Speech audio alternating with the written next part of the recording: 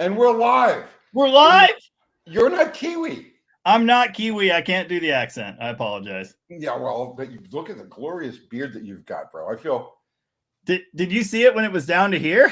Yeah. And I was a little freaked out when you cut it because I was like, who's this 9-year-old kid doing this Mopar tech shit, you know? Dude, I started getting carded again. It was bad. Now it's back and they don't bug me anymore. So, guys, for any of you who don't know who this is, and you should know who this is, right? This is Jamie from Dead Dodge Garage, and he is filling in for Kiwi because Kiwi's having some kind of thyroid transplant or something like that. I heard he was having his accent removed. He's having his and then reinstalled as Australian. Yeah. And he's going back to the raft. So, Kiwi, you look so young. Yeah. Oh, and Tavo's here. Tavo's always here. Hey, Tavo. What does Tavo stand for now? Another Valiant. Tavo. What does your name stand for again? Because it's a Mopar related thing. Wait. While he's doing that, McLovin Garage. Yeah. You're in the word. Bill McKeiska, what's going on, brother? Man, Mopar Man 67. Hey, Ross. Bobby Z. We got Joe K. Okay, we got a regulars coming in here. Oh, it's tight ass Valiant owner. Yeah, that's it. There you go. Tight ass Valiant owner. Nice. Zero's here. Where is Zero? There he is. There you go. What's happening, brother man? I enjoyed that Sunday night. That was great. Zero, you got to come on. We got to do this more live like that. People, right? Did you catch it on Sunday night? I did. I didn't catch it before mine. I went back and watched it on Monday. And I got to see them in there with you, which was cool. And I also learned that you rated my live. You went into my live planning to do a takeover I'm going over there. I'm getting on. I wasn't planning on getting a takeover. I just drifted over to say hi, and then you said, "Come on in," like, you know. No, it was just funny. At the end of your live, you said, "I'm going to go over to Jamie's and try and get on there," and it was just funny. So I enjoy your live, but bro. I guess we talked about this on your live. I wish you were 2,000 miles closer. We could do a lot together. Me too. Okay, I'm not saying, but I am saying my wife says Tennessee sounds okay. So Really? maybe one day. You got to convince my 7-year-old of that, though.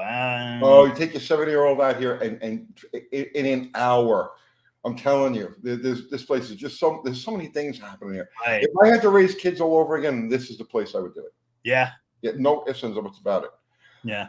Dave Kazalik, thank you for the super chat. Thank you so much. Always love the show and the vids. So I don't even know where to start with this. Uncle I should have changed my name on here to Uncle Jamie. Damn it. Uncle Dead. Uncle Dead. Joe K in the comments said Uncle Jamie. Nice. Yes, John, this is Ford Talk. You have made it. Chris Freemaster says, OMFG, Tony and Jamie, Christmas has come early this year. Thanks, everybody. Appreciate that. I appreciate the vote of confidence. I feel like I got a big promotion being here, so thanks again. We often get like non-Mopar questions here. How do you feel about that? Oh, do we? Yeah. I've actually spent 7 years as a professional mechanic, running my own shop, working on everything. I've diagnosed, everything under the sun. Everything. I've got tons and tons of experience with Honda heads and timing jobs and dumb stuff. I have rebuilt more small block Chevys than I have Mopar engines. I've only rebuilt one Chevy, I think. Really? I think only one. Yeah. See, when I was in New York, regular mechanic, constantly, especially the 305s. The 305s used to go bad. They'd eat camshafts. Yeah. And then the oil pump bypass would get stuck and it'd spin mains. Mm-hmm. So I was like almost assembly lining 305 Chevys for a while. Wow. Yeah, I missed out on all that fun. Definitely done more of them. And 383 strokers. I've done more 383 strokers than I have done 383 Mopars. Wow. I've never built one. Ever. Really? Never. I've experienced a few of them, but I've never built one. It's so cheap and easy. I know, but I know it's sacrilege, but it's so much cheaper and easier than doing it. No, absolutely. And that's, it's a well-known fact. Everything in Mopar land costs 3 times as much, 2-3 times as much. And Dude, the 383 Chevy is great. That's just a great combination. I've been very impressed by those.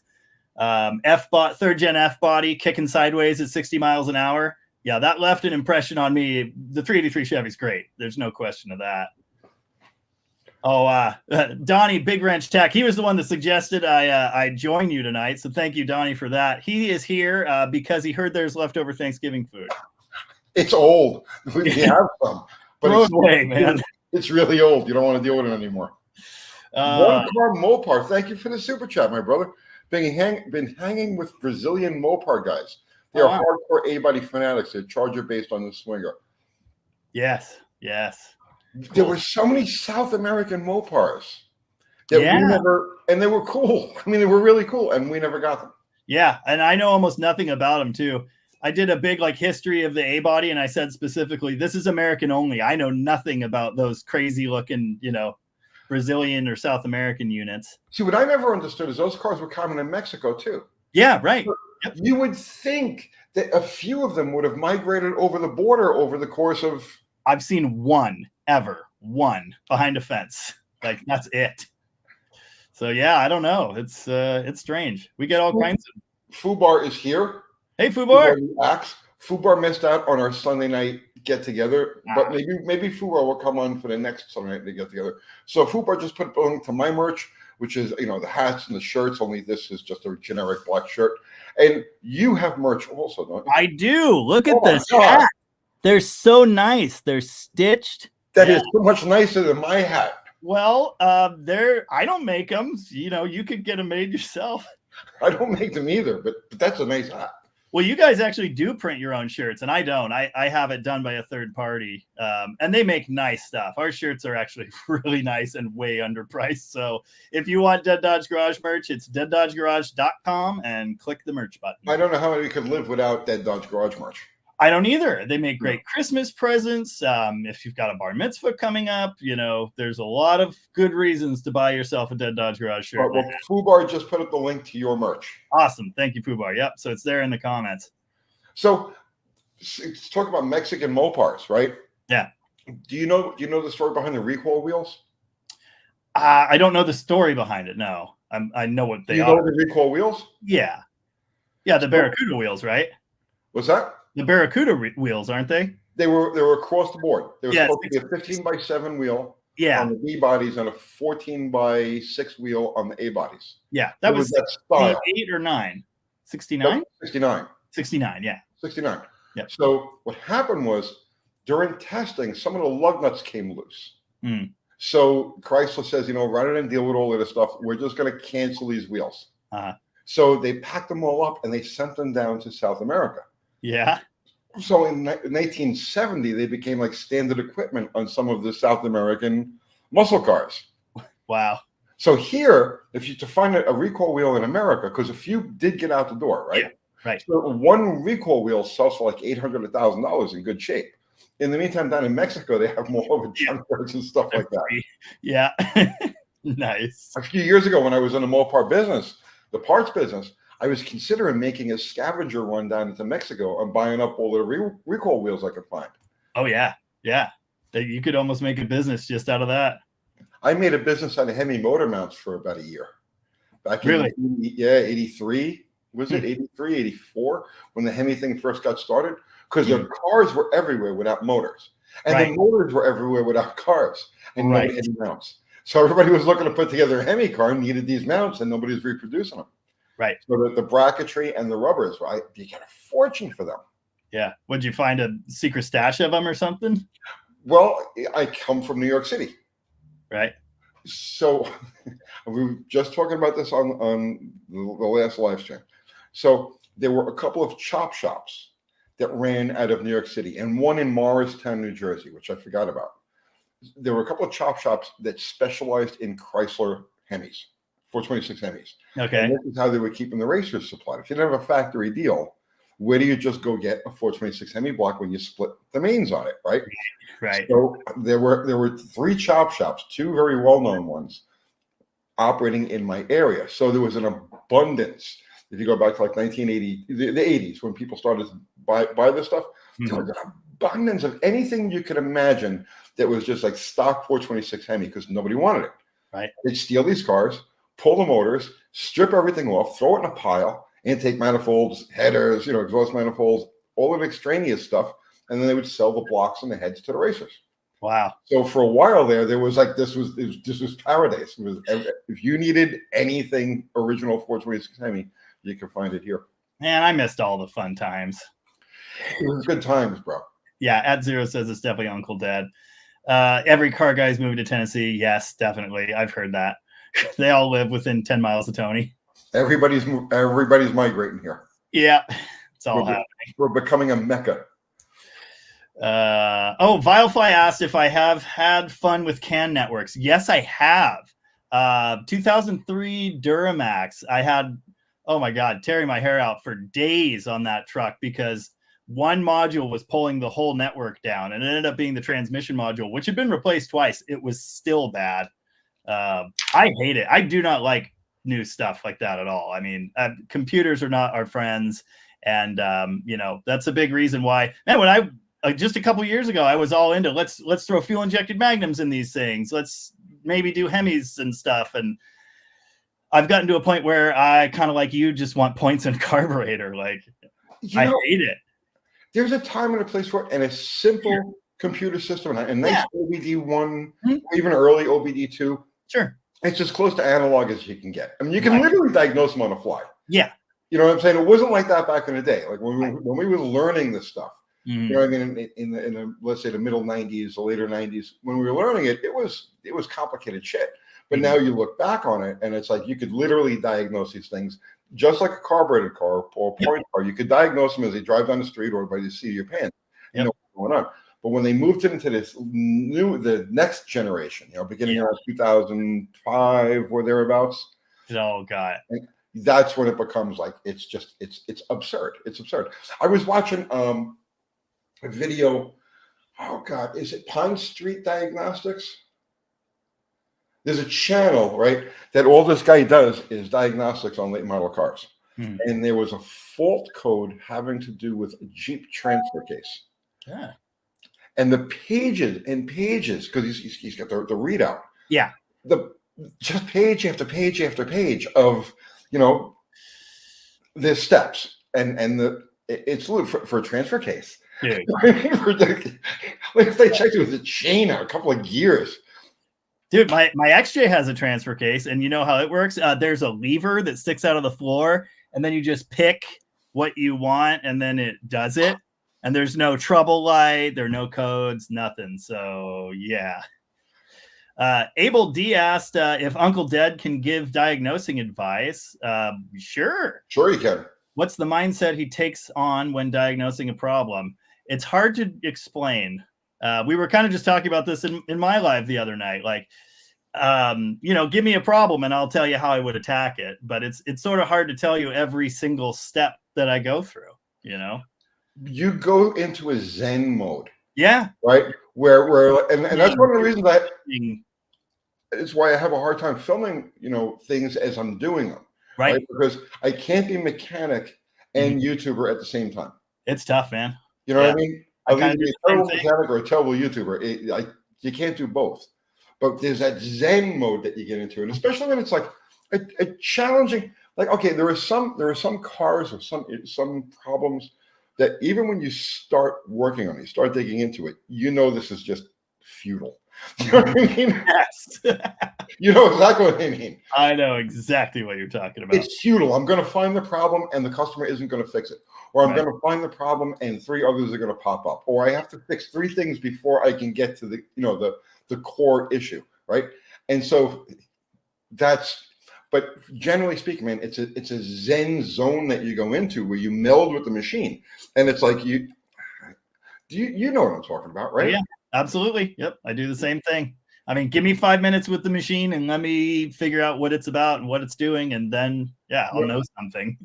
My mind becomes vacant of everything except the machine itself. And I'm picturing all of these systems working together in real time. And it's just hard to explain. Right. I don't think everybody goes into that. No, I'm not sure they do. But that same thing is what has helped me to be successful at it is, visualizing these systems. How does this work? What does this do? How do these things work together? Yep. Yeah. What's the relationship? And there's the that's what I'm looking for, the phrase I'm looking for, the process of elimination.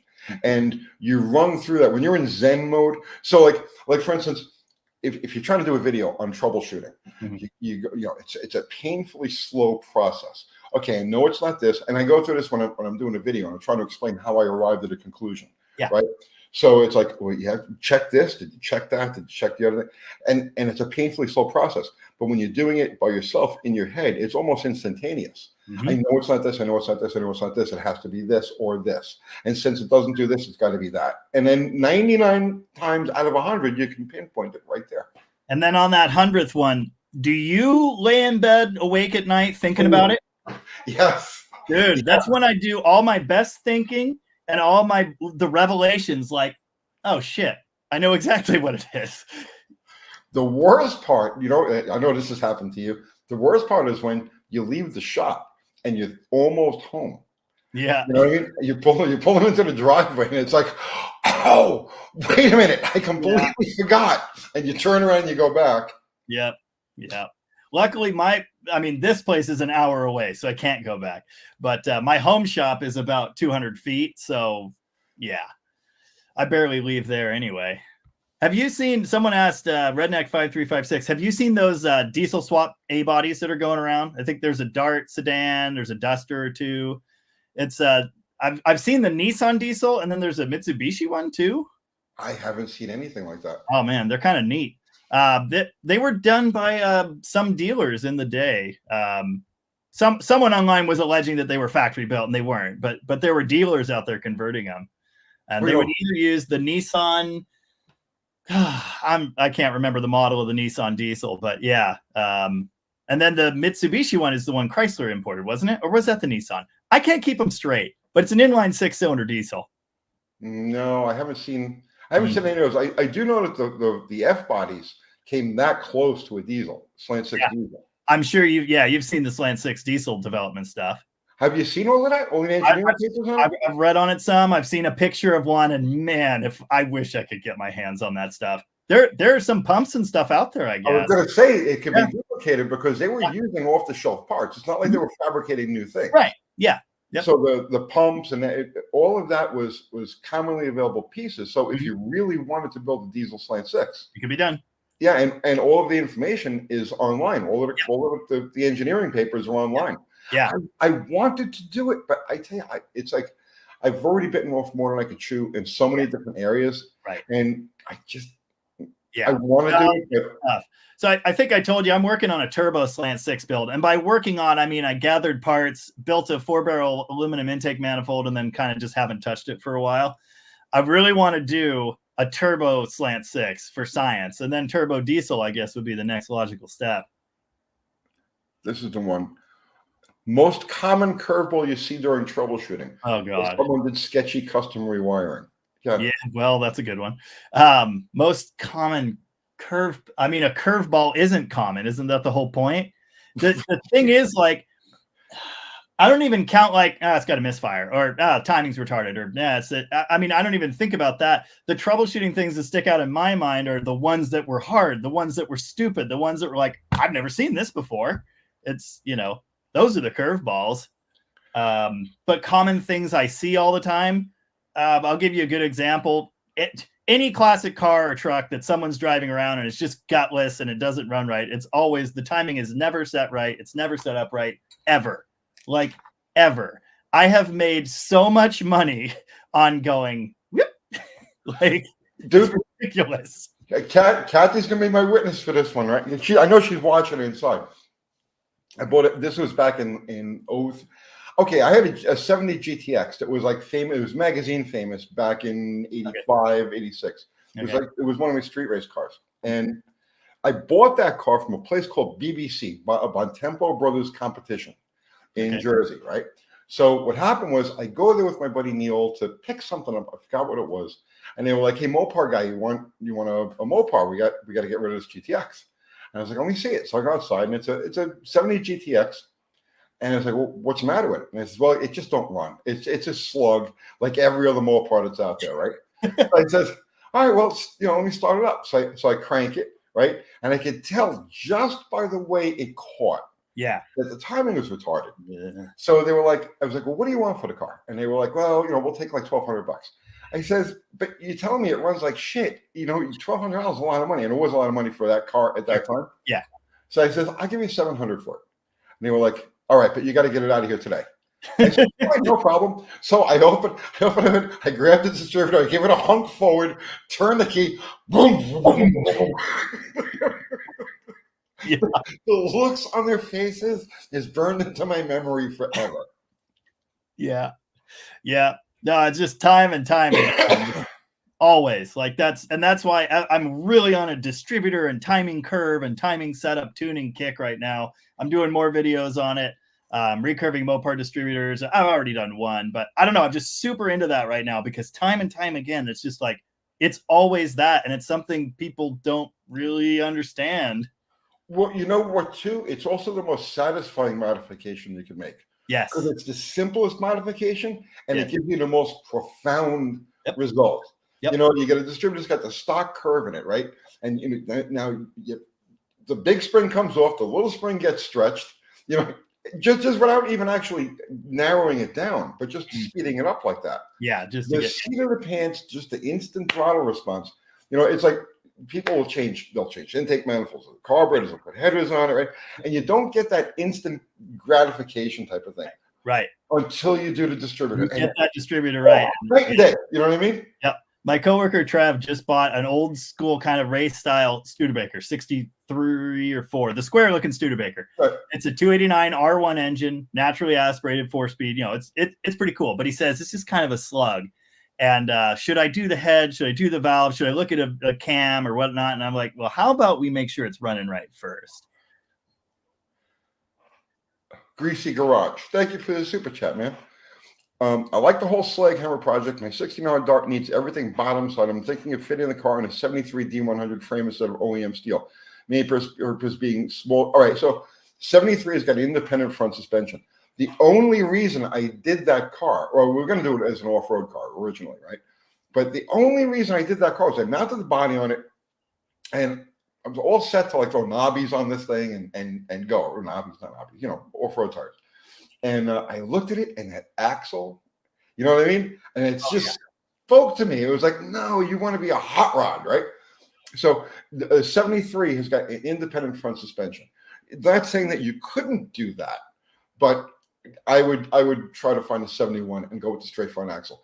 And I'll tell you, that car drives so beautifully. You look at it and say, oh, well, this is crazy, ungainly thing. It's gonna ride like shit. It doesn't. It rides like a limousine. We ran it over at really nice track, Etheridge, a couple of weeks ago, right? And I'm pulling back around to the time car booth, and I'm like, that was just like sitting at home on the couch watching somebody go down the track. It drives that nice. Except that the door was flopping open. The door's always flopping. Yeah. you get about 500, 600 feet out, and the door goes boom, boom, boom, boom. Oh, this was a little further back, but I want to ask it anyway. Steve Ash, who hangs out in my lives, he's always in my comments. He's one of the funniest commenters I've got. I always look forward to Steve's responses. He says, the big block Mopar Valley pans with the exhaust crossovers. Does the exhaust burn through the block off metal eventually? Yes. And corrodes to pieces is what happens. I don't bother with that. Yeah. Okay, so what I do is if it's going to be I weld close the ports. So if it's a hot rod motor, right? This thing's only going to be used as a hot rod. That's its sole purpose. I'll weld close the ports in the head. That's what I'm doing. Right, and if it's kind of thing where I'm just screwing around with, it's going to remain. It's not ported. It's got stock size valves and all the other shit. Then I'll weld close the holes in the intake manifold. But yeah, eventually anything that you put in there. Back in the day, we used to use tin cans. Yep. But you loosen the intake manifold, you slip a tin can in there, and you tighten it back down, and you get like a couple of weeks out of it, and then it would burn through. But it's a 25. It's easy. It's 25 horsepower. I've never had it on a dyno, but you can feel the difference. You know, if you know the way a car feels when it's just okay, it's just warm enough that it'll idle on its own, so the intake valves are hot, and you stomp it, and that response you get, that instant, right? It's like that same feeling you get when you block off the intake manifold heat on them. It's got to be 20, 25 horsepower. Wow. Yeah, I've been doing. I saw you just jam the hole through a weld. I figured out a decent little technique. Just put a bevel around the hole and then cut a piece of steel, pop it in there, weld it in. Yeah, you can do that too. It works really well. You're not, that'll hold up for a while. Well, to me, it takes more time to find the steel, cut the steel, shape the steel, than to just run a bunch of beads and call it a day. Yeah. Okay, what do we got here? I had a question. Did Jamie notice a big change in miles per gallon on my 68 Charger when I swapped the MSD for points? No. Mopar Man 67.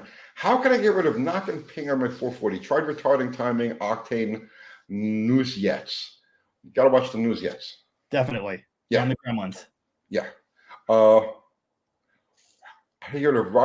you back the timing off and you put the best gas in there and it's doing the same thing. You have a blown head gasket. Probably. You have a head gasket that's just enough to share fire between the cylinders. Yep. Not enough to kill the cylinder, but just enough to share fire between. And I actually had this. I remember years ago I had this, drove me absolutely out of my mind. I had this with a 318 and a Barracuda. And no matter what you did to this thing, it would ping. And I suspected a bad head gasket, right? I popped the cylinder heads off, still had the original steel shim head gaskets. They were fine. I cleaned them, right? Got them back to, put it all, sprayed them down with copper coat, put it all back together again, still had the same problem. So after maybe another 2 weeks, I says, man, there's got to be something else in there. And I popped the heads back off, and one of the heads had been warped just enough between the cylinders that it got past. And the only reason I found it was because the copper coat had turned black there. There was a trail. Yeah. I had this on a Poly 318, same exact thing. And this was years ago. So I didn't know quite so much yet. And could not tune that ping out. It was in our station wagon, which we still have. It's got a 440 now, but the Poly, man, I backed the timing off so far, the damn thing would barely run and it still pinged. And I never fixed it, but I learned that's what it was. Rooster asked if I was lost. Yes, I'm definitely lost. Nothing wrong with that. William Stamper says copper spray will never equal spray Hylomar. Isn't that from Star Trek? Never heard of it. Okay. Let's talk to a Chevy guy. All right. Hi, mild 350 Ninja Mouse.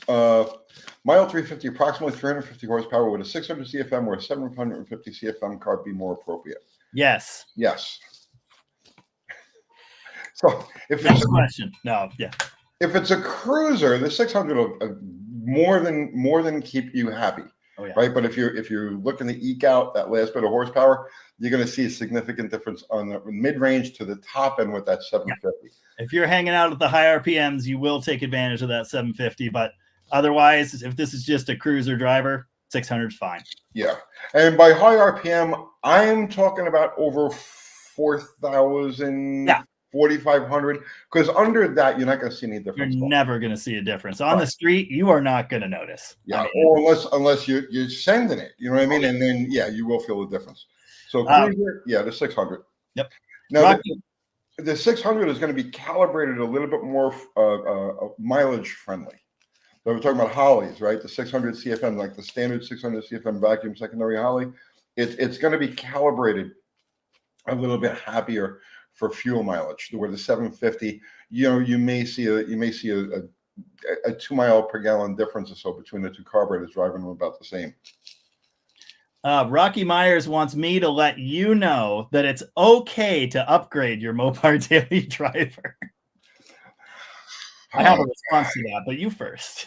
Did you see the video I did? Yeah. Okay, so what's your take on that? You made a great point, and I'm going to go ahead and guess you did not see my comment on that.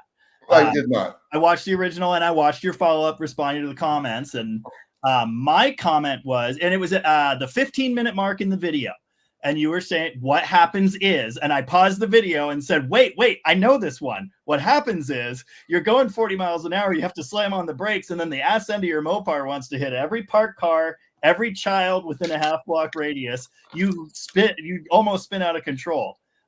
Been there, done that many times. Just throwing disc brakes on doesn't work.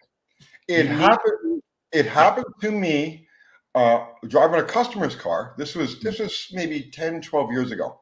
Mm-hmm. And I don't remember what the issue with the car was, but it was one of those things where you had to drive it for it to act up. So I said, fine, I'll just use it for my running around. Mm-hmm. So I was running out to Kiwi's place on, no, it wasn't on Kiwi's place. I was going near Kiwi's place. And I was on 840. It was an interstate, 70 miles an hour or so. And there was a car in front of me, swerves out of the way, and there was like a box or something in the middle of the road. So I tapped the brakes, right, and went to swerve, and they locked. And I hit the thing with the back of the car, spun it around, and ended up in the. And that's exactly what had happened. This person it was a Belvedere. Mm-hmm. This person had swapped over a late A-body front disc setup and left everything else alone. Yeah. So it stops. No, I'm driving along. It stops great, no problem. But man, you lay into that. Yes. Oh yeah. Get ready for adventure time.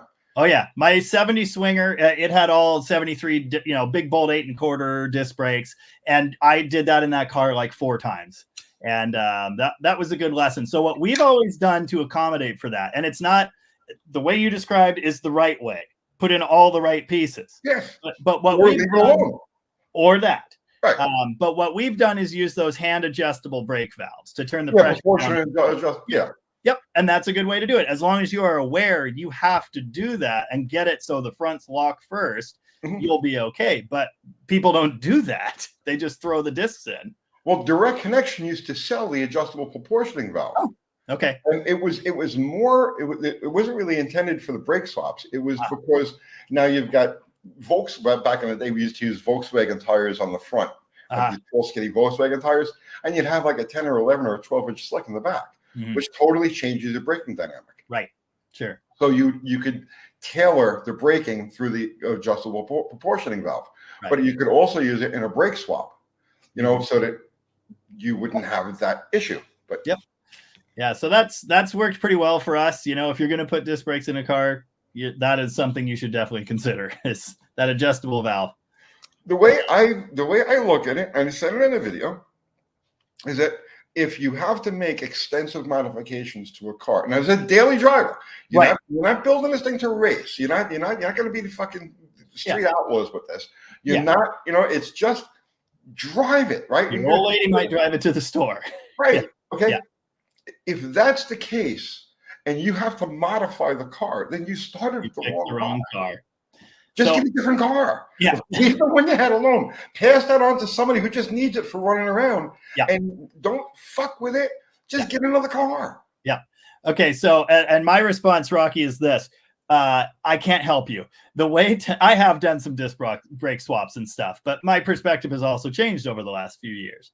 The way I got Tony's attention was I made a video about not doing that. Leave him alone. I worked on a car for a guy. And he's a good friend of mine now.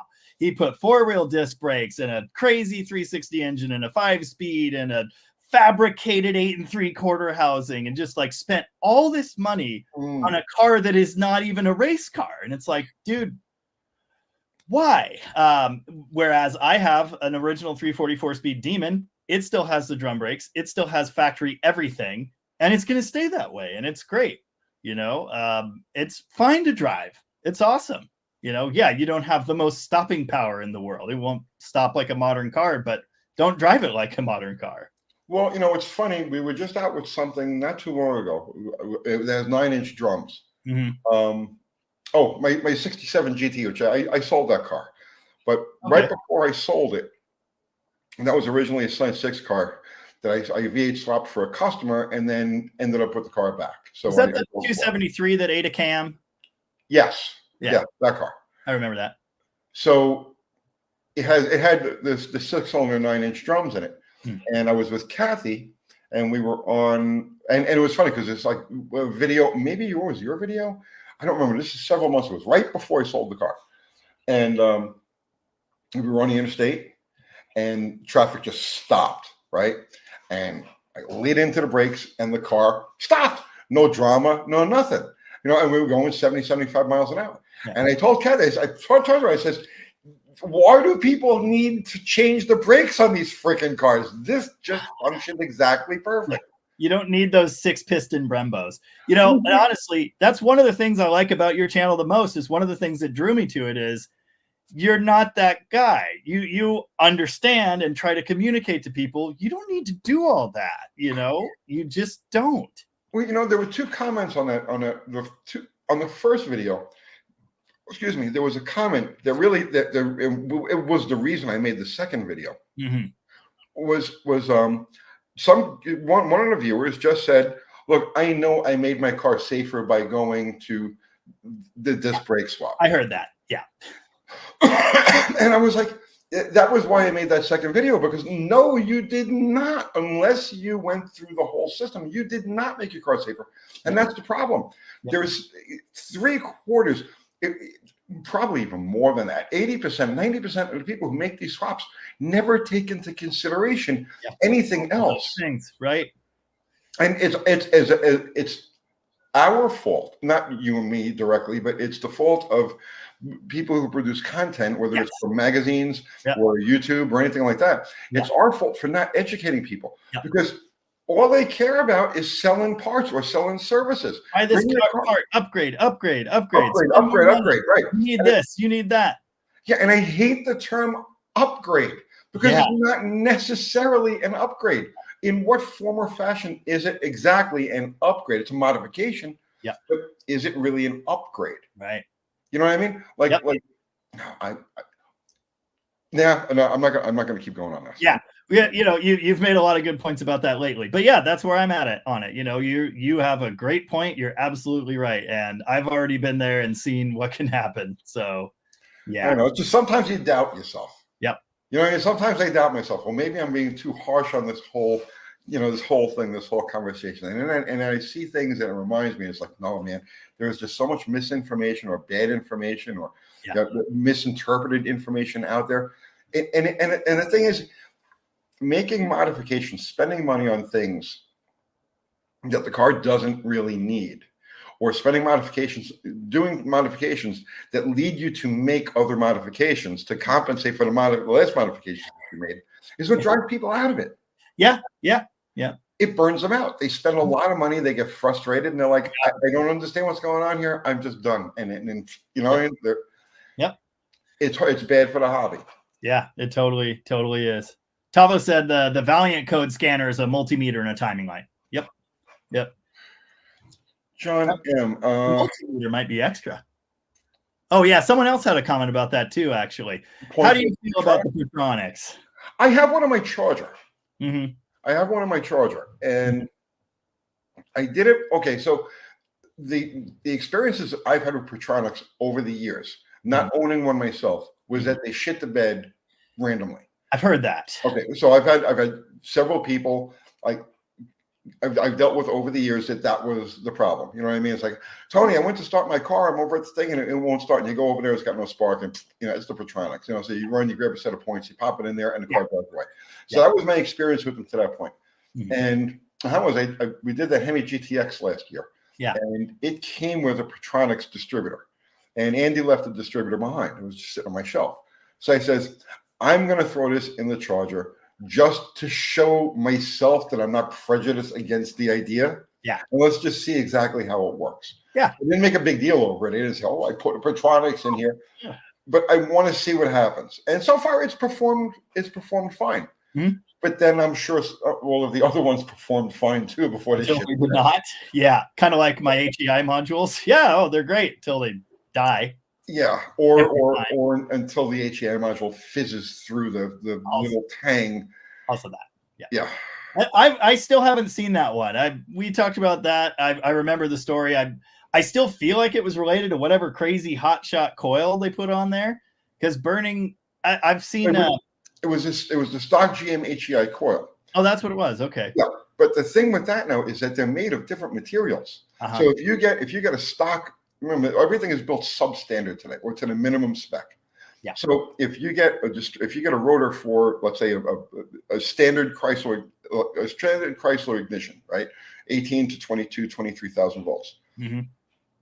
That's what the material is rated for. Now, if you buy a distributor, if you buy a rotor that's intended for an HEI distributor, it's a higher grade of material. It's intended to carry a higher voltage, right? And also the contact has a lot to do with it too. Yeah. The HEI has a spring-loaded contact that's always keeping the button in contact with the rotor, where you don't get that. No. But anyway. Yeah. Interesting. So many things. I'm scrolling through comments. There are a lot. See, in my lives, I always try to get to every single one until I have a guest in, and then it all falls apart. It's impossible to get to every one on these. Yeah, I know. I'm at a point where I still usually only have about 100 people in mind, and it's still manageable, but the day is coming that it's not. Well, that's why when we first started doing lives, we would advertise them. We would promote them ahead of time, a few days ahead of time, and I would talk them up, and we would get a big crowd. You'd get like 800, 1,000 people on. And it's like, that's it. Forget about it, because it's just scrolling like that, and you don't have a chance to just yap like this. Yeah, you know what I mean. So this is about the right size crowd. Yeah, cool. How many people are here? I can't see that on this end. Right now, 408. Oh wow, 11. Right on. Hey guys, thanks for joining us. At Zero said, a couple people were talking about the Mopar Zen in the comments, which I like. At Zero said, old classic cars talk to us and tell us what's wrong, so learn to listen. Yeah, that's it. That's exactly it. You spend enough time around these things, you obsess over them, you'll learn to listen. So when you say obsess over them, right? Now, I've worked on everything. And after you've had repeated experiences, like you work on Honda, you work on Mopars, okay? And then you work on a series of Hondas, and you work on a series of Chevys, and then you work on a series of Nissans. And what happens is, over time, you subconsciously pick up the design language of each manufacturer, right? And you think like them. It's hard to explain. You get into it, like, because I remember now, back when I was a regular mechanic, and you'd have let's say 5 or 6 cars to work on. If it was Fords, if you had, let's say, had 3 Fords out there, you would work on all 3 Fords at the same time. So you stay in the Ford zone. Because their fasteners are a certain way. Their clips, their connectors are a certain way. You know what I mean? The way they do things is a certain way. So you get into the Ford zone and you blow the Fords out. And then you switch up. You know what I'm talking about? Yeah, I do. But that's why I try to stay in Chrysler zone. Well, the Mopar zone is my happy place. Yeah. I have anything with a carbon distributor, fine. But I've said this before, trying to tune a Chevy or a Ford, they don't respond the same way. Have you noticed that? I know exactly what a Mopar will do when I twist the distributor one way or another. And the Chevys especially, they just don't respond the way I think they're going to. It's just weird. The small block Chevy and the big block Mopar are identical engines. I know. I said that once, and I saw your explanation of that, and I said it once, and someone really went after me for saying that. No, it's the same design. The big block Mopar. I remember this was an engine that was developed 1956, 1957, 1958, right? Or it developed during a couple of years previous to its release. So what the big block Mopar is, it's a cross between an FE Ford and a small block Chevy. Yep. That's exactly what the big block Mopar is. I'm amazed by how similar the blocks actually look to an FE. I didn't know that for a time, but they really, really do. Yeah. Now I can't remember the guy's name. Was it Wertman? I know that name for sure. Was he? He was one of the Chrysler engineers in on that. Yeah. It was like the lead engineer. Did he work on the slant and also the Hemi? Yes, but I don't know if this is the same guy. Okay, I think he was working, but he went over to General Motors at the time that they were developing the Buick V8. to replace the nail head. Really? So now if you ever take a Buick apart, right, a post nail head Buick, sure, it's a big block Mopar. No wonder I like them so much. I've never had one apart, but I really like the 430. Great engine. I love those. It's a thin wall, right? Very lightweight casting. If you look at Buick engines, it's like, oh, Buick. No, it's a thin wall, very lightweight block. It's advanced. And it's got all of the same characteristics: the front drive distributor, the oil pump, the rocker shafts. But it has some inferiorities to it. Like, for instance, on the Buick, on the rocker shafts, the end rockers overhang the pedestals, so it's a weak link. It'll snap the ends of the rockers off. Where on the Mopar they're all captured. And the external oil pump on a Buick isn't a bolt-on pump; it's actually built into the timing cover. But the similarities, the similarities, the family resemblance between the big block Mopar and the Buick is dead on. It's dead on. Dude, I've always loved those things. I used to have a 67 Electra. Love that car. Super fun, decent fuel mileage, just comfy as hell to cruise. I've never had a C-body. I've never owned one. Oh, my daughter's calling me. That's okay, answer it. Oh, no, she's trying to video chat me on Messenger. Oh, yeah, funny stuff. But anyway, yeah. I'll tell you a quick story. Right, I was about 20 years old, and I had a gas station repair shop on Staten Island, and I had a customer. We used to call this guy Fudd because he looked like Elmer Fudd. He sounded like Elmer Fudd, looked like Elmer Fudd, right? And he had a 70 Riv Grand Sport with a 455 in it. Okay, this thing was brutally fast. I never took it to the track. I don't know what it was. It was probably a mid 13-second car. It's probably like a 1350 to 1320 car or thereabouts. But now remember, dead stock car, dead quiet, completely unassuming. Yeah. That's a rocket. Okay, those are cool cars too. So I really like them.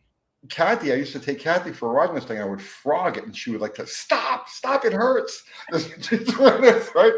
So anyway, make a long story short, this guy was my customer for a long time, and I took really good care of him. But anytime he would schedule for me to work on the car, I would always have him bring it to me on a Thursday afternoon because we'd go street racing Thursday night. So I would take this car, he would drop it off Thursday, I'd take it street racing, fix it Friday morning, and give it back to him. Or if we were going to go street racing over the weekend, I'd keep the car and keep it over the weekend and go street racing with it. Wow. So this was like a regular thing. So at the time, nitrous oxide was brand new, right? Like there was like the hardcore street rats were using it, but it hadn't come to mainstream yet. And my buddy Neil got his hands on a plate, and we went and got a bottle of medical grade nitrous oxide. Now we had no idea that you had to add fuel to this. You know, this is we don't know these things, okay? So we take the car out to Fountain Avenue. We're going to race it, and we're like, "Oh, we got the nitrous, right? we're going to clean up now, right?" We were kids, so he had the bottle in his hand. We had no other way to do this, right? So I says, "Well, you got to ride with me, right?" So we stuck the plate on there. And we ran a line to it, and he had the bottle in his hand. And the plan was, when I hit it, you open because we knew. Yeah. I hit it. The car, and Neil cracks the bottle open, and it goes, silence. Just like that. I just duplicated the exact thing and the exact sound that it made. Yeah. We blew up Fudd's car. So we towed it all the way back to Staten Island. I pulled the heads off of it, hold every friggin' piston, pulled the heads off of pieces of ring. Oh, wow. We probably hit it like the equivalent of like a 500 shot. Right. Oh my God. Just violent rattling and then dead silence. There are a lot of diesel comments. Of course, this was a while ago. Yeah, the SD33 was the Nissan engine I was thinking of. I'm not familiar at all. Yeah, I'm a bit of a diesel guy, but mostly the Cummins and the ones in pickup trucks, that I've had to work on. I hate to admit it, but I am a veteran of doing heads on the 6-liter Ford diesel. in the truck with the cab in place, which you are not supposed to do. I've done it. I hate those things with a fiery passion. Oh, geez, look at this. So I was just telling that story about Fudd's car. Yeah. Charlie was one of the guys that was around then. Charlie, do you remember Fudd's car and when me and Neil blew it up?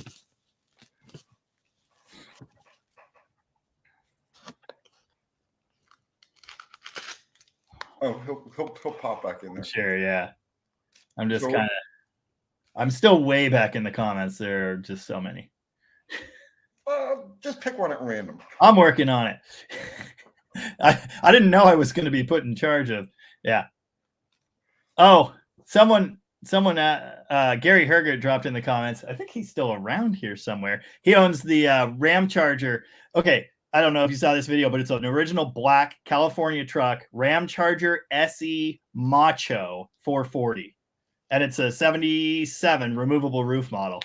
Okay. It's like the ultimate Ram Charger, and it's beautiful and rust-free. Anyway, it was out. Oh, I got a good one today for you. It was out here today. Earlier, we were trying to test the tack. I go to fire it up. It coughs, and then it... And I try and fire it out. Are you familiar with the Street Demon carb? Somewhat. That it kind of looks like a thermal quad. Yeah. I've never worked with one, but I'm not a fan. They seem to be just fat everywhere and stupid, just like every other demon. But anyway, craziest thing happened. I don't know why it fireballed or whatever, because I've got it tuned pretty well, but for whatever reason, it blew the choke up above the air horn and wedged it there. Wow. Yeah. I don't know how it's even possible. It wouldn't go back down. I mean, so then I go to loosen the screws to try. They weren't tight and they're not locked in place at all. They're just normal screws and they weren't torqued from the factory or something. You know, someplace in my distant memory, I remember coming across that, not on one of those carburetors, but same idea. Yeah, I seem to remember a choke that was blown closed and bent so that it wouldn't open. But I don't remember what it was on. I'd never seen that before, but yeah, it's a brand new carburetor. It's been on there for, I mean, no miles at all. It's been up and down the street once and around in the field. Well, it did kind of get jumped over some whoops in the field, allegedly. But anyway, good stuff. I'd like to know how they connect the top end to the bottom on those carburetors.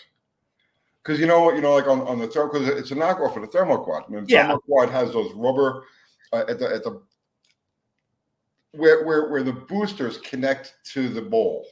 Okay. Right. You know what I'm talking about? So, you got the plugs? Jets, and you got the jets. You got the wells that are under the jets. Yeah. And the gaskets go to the side. Mm-hmm. And then if you have the top of the carburetor off, you've got those two pieces that come down, and that's what goes to the boosters. Okay. At the bottom of those pieces are these thick rubber gaskets, and that's what always goes bad on them. The gaskets dry out. I've had the well plug problem. I've fixed that a good couple times. The underneath the they just fall off.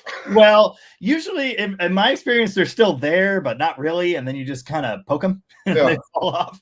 Oh, I've had them where you take the top of the carburetor off and it's just laying there. Yeah, nice. But I wonder how they make that attachment on the Yeah, I've never been in one. I've fiddled with a couple, and my experience has been it just is super rich and hates me, and I'm not a fan of them. It runs okay on that truck. It just smells fat all the time, and I haven't gotten into it at all. I don't really want to.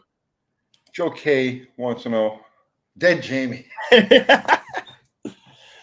Yes, dude, it is in the labor guide. I could look up the number for you right now. You are supposed. It's like I can't remember the labor number, but it includes removing the cab. If you go into a Ford dealer and they're doing either one of those engines or the heads, the cab is off. And we ran a shop 7 years, just a little tiny independent shop in Aberdeen, Washington. We were never successful because we didn't charge enough money. That's the long and the short of it. And we wanted to work on Mopars. We didn't want to work on this garbage. But yeah, I think I've done 3 of them. That's And gonna be a nightmare. oh, dude, it That's gotta be. pays really well. That's the thing. It pays really well, It but doesn't matter. no, it's not fun. It's the same as your story. Like you're just like, why am I doing this? I hate this, and It's that's a soul sucking thing yep, that yep. you just Oh, can't God. pay me enough to want to do this. Yeah, yeah. No, I mean yeah, under the hood of a 604, that was my moment. Like, this is the worst. I hate this. But yes, you are supposed to remove the cab because those engines are so wide, there is no room. I found a workaround. You zip tie 2 of the head bolts. You can do this on the Triton engine too. You're supposed to pull the cab on those to do the heads. There are 2 or 3 head bolts that you can zip tie in the head, and then you remove the vacuum canister and the outer shell of the heater box, and then the bolts just because you got, if you're doing studs, the bolt trick doesn't work. It just fits through there. It's the dumbest thing in the world, but it's made me thousands of dollars. So, you know, there's that. But you are supposed to pull the cab. I never had a lift. We never had lifts in our shop. It was very old school, cheap. Yeah. See, I always had lifts, but I never worked on them.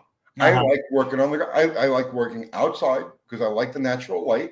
Yeah. And I'll work outside till it's in the 30s, really. Yeah. It rains a lot here. Well, yeah, then there's that. And I was always the no lift guy. Like, I don't need that. What am I, fancy? Like, no, I'm just a guy. Yeah, I've got a shop, but I'm just a guy, you know. Well, there were times that I needed it, you know, times that it's convenient. You're trying to blow a job out real quick. But for the most part, I would have somebody working for me. Whoever was working for me, they took the lift, and I would float around and work around them. You know what I mean? And I like working on my back. Yeah.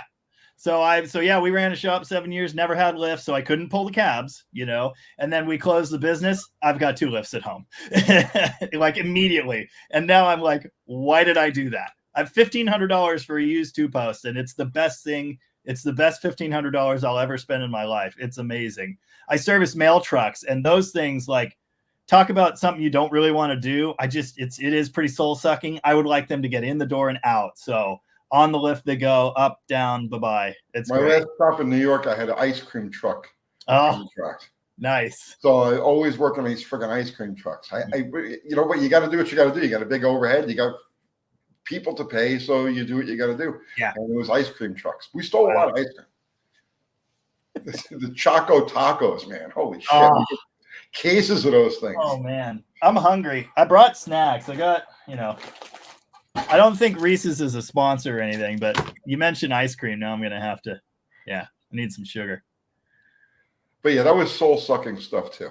Yeah. That's the thing, man. See, when you work on an old Mopar, I can't think of anything other than maybe under dash stuff on some of like the more crazy C bodies. Air conditioning. Yeah. Air conditioning B body. Just today, I did an engine harness in a Coronet, and I could see it's cooked, so I might have to get into the other, you know, the dash side of it. Right. You can't see it. You sure as shit can't reach it. I mean, without air conditioning, not a big deal. But once AC goes in those B bodies, they packed it in there. They just that was like a thing of what's to come. You know what I mean? Right. A harbinger or the harbinger of things to come. A taste of it. I don't know. The A bodies are the same way. The A bodies aren't as bad as the B bodies. Mm-hmm. Yeah. It's easier to drop the heater box, the whole heater and AC assembly out of an A body than it is to drop it out of a B body. Those B bodies are tough. We did, right before I started here at Rocket, they converted a 67 Coronet convertible to an AC car. The owner is an AC tech. He had to have AC. Okay, fine. Well, it's Rocket, so they had to use factory pieces because that's just who they are as people. Did you know the firewall stamping is different, obviously, right? Because the openings are different. But are you aware that everything is different? The throttle is in a different location. Everything is different on an AC firewall. I didn't know the throttle location was different. It is. Yeah. Now. It's not much, but it's like this much. I mean, it's not in the same place. Really? Yeah. And that's across the board. That's every generation. This is a 67B, so I can't tell you about every, but on that one, I'll take your word for it. I didn't know that. Yeah, they're totally different. I mean, it's not quite just as simple as, I'll just plug these 2 holes and throw in a non-AC box, you know, switching between them. It's the same bracket though, right? The same mounting bracket? For the heater? For the throttle? Yes. It's just moved over slightly. Okay. How do you Yeah, like that? I they never knew measured that. it out. You know, they told me they re-drilled the holes. I saw it. They measured it. They had a whole AC car here for reference. Copied all the marks because they used the original sheet metal, but re-drilled the holes and changed things around. And yeah, the whole throttle had to be shifted over slightly. I did not know that. Yeah. See, Mopar trivia. Yeah. Oh, I could have done a whole video on that. You could have done a whole video. Well, okay, let's pretend. I'll just edit this part out. Yeah, cool. And you can do a whole video on it. I don't know if I could do a whole video on that, but yeah, interesting trivia. I did a whole video on the locating. I know on the core support. It's a good one. You did a video on it was the one I can't remember what you called it, but it was a piece of Mopar equipment or Mopar factory equipment you've never heard of. It was something like that, and it was the Dana 53. Yep. 53. Yeah, that's in C bodies. Tom Hergert. He has a YouTube channel as well, Rocket Restorations. He was going to do that video. He was going to do a Dana 53 video because he's a big C body guy, and it's one of those things no one knows about. And you did it, and he was so pissed. My friend Gary French sends me pictures the other day. Let's see if I can. Here, you talk to them for me. Let me see if I can find this. This is interesting. All right. Hey, I've seen a good few names that I recognize for my lives. Thanks for dropping in here, folks. Really appreciate that. I'm happy to be here.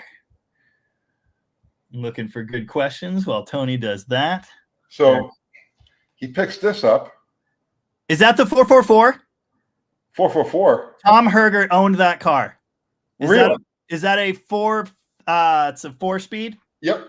Yes, you used a picture of that in one of your videos. Yes, Tom Hergert owned that car. Okay, well, I think here. No, this is in Kentucky right now.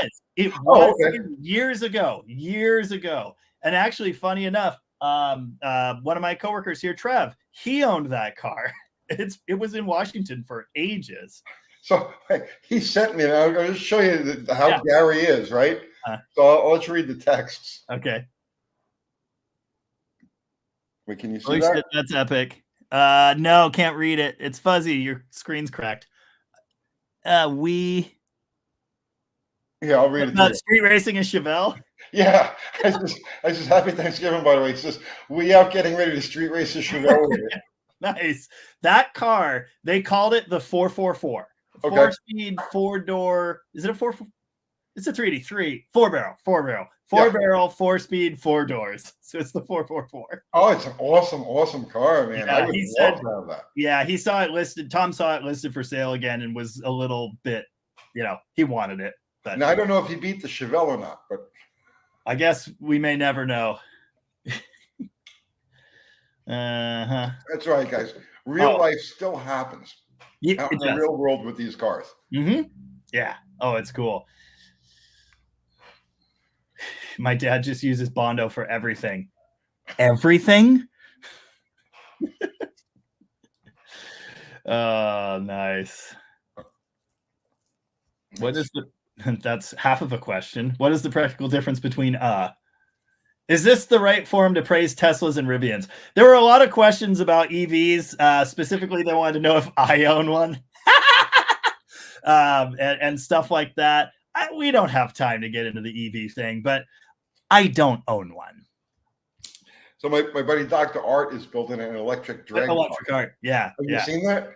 Yeah. I've seen some of his videos, and I've seen you over there and stuff. Yeah. So he put it together, and it's a stone. And I told him, I said, when we were contemplating the whole thing, I said, this is either going to be like terrifying or like crushingly disappointing. It's going to be one of those two. There's not going to be anything in between. Yeah. So he put it together the first way, and it was crushingly disappointing. It just nowhere, right? Yeah. So then he went. He did a gear change on it. He went from, it was like 1 to 1, and he went to 1 to 2. Okay. And the 2 to 1. And as soon as he hit it, it buckled everything. So it's on the right track. I guess it's really impressive. On the right track. They ripped all of his fabrication apart. Nice. Ron M asked what my favorite non-Mopar car is. That's tough. I've always liked Fox bodies, and I know you had a huge Fox body thing. I've always kind of wanted a Fox body. I've had some experience with one. I built a 302, little just mildly hot rodded 302 for a 79 Capri.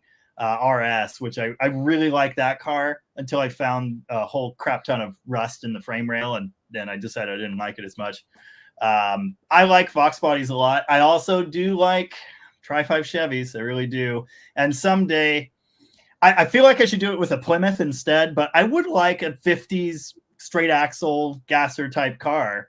And the 55.6 Chevy is kind of the move for that. I love those. And if I had one, it would be that. I don't want like a normal driving one. But my favorite, I don't know. Tough. 1967 Buick Electra 225. Oh, deuce and a quarter, man. Yeah. Oh, I'm telling you, I love that car. It was great. I've never had a C-body, but I hope it's kind of like that car was. I like the later ones, the 72, 73. You know, when it had that castle sort of like, hard to explain. I've done some seat time in a 70, and I think it had the axle flipped because it was huge. I mean, the roof was like, anyway, that was a neat car, but I don't know what those later ones look like.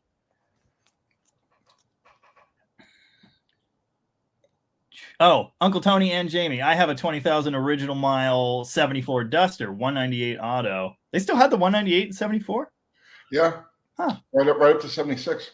Oh, really? Okay. Yeah. So they could still sell that upgrade option. Yeah, that's it. The only reason that motor existed, the only reason it existed was so they could sell you the upgrade. Yeah. I've seen Understanding the Slant 6. I remember.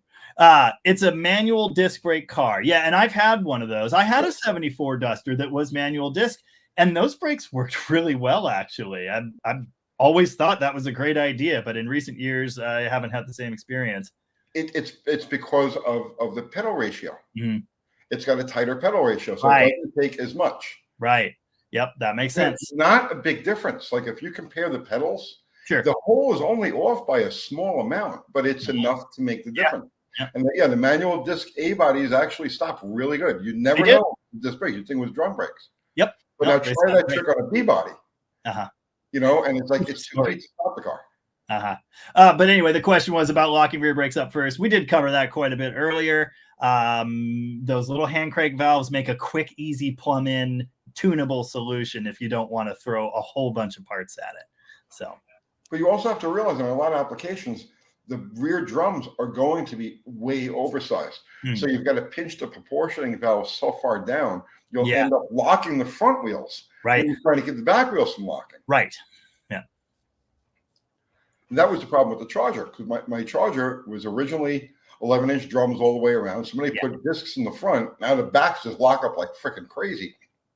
In order to, Chrysler, whenever they put the discs to the front of those cars, put 10-inch drums in the back. Right. Because you needed to reduce the surface area of disc brake, of the drum brake, to match the disc brake. The disc brake was actually inferior. It takes more power. Right.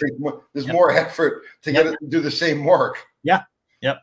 What's the word? What self-energizing? Is that how they describe things? Anyway, less effort. Tavo said also Aussie Valiants also lock up the rears from the factory no matter what. Good stuff.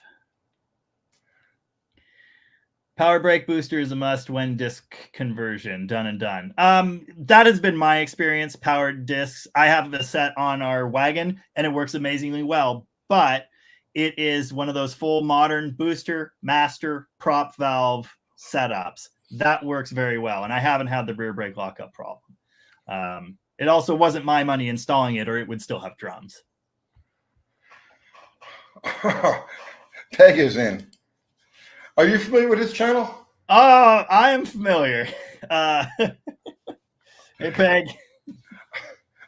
Uncle Tony is the engine in my Dynasty import-inspired fastest Dodge I ever seen. That's Dynasty. Dynasty. Yeah, Dynasty. It's the Mitsubishi motor, right? Yeah. It's a 2.6. Isn't it? I believe so. I assume it is. It has to be. Yeah, that was a good motor. It was. I try not to know anything about them, but yes. Ooh, I want to address this question because it's one I keep hearing people talk about. Hi, Uncle Tony. Daily driver question. I have a completely stock 71 440 with an ABS. I added an Edelbrock electric fuel pump. Oh, that sounds like a mistake.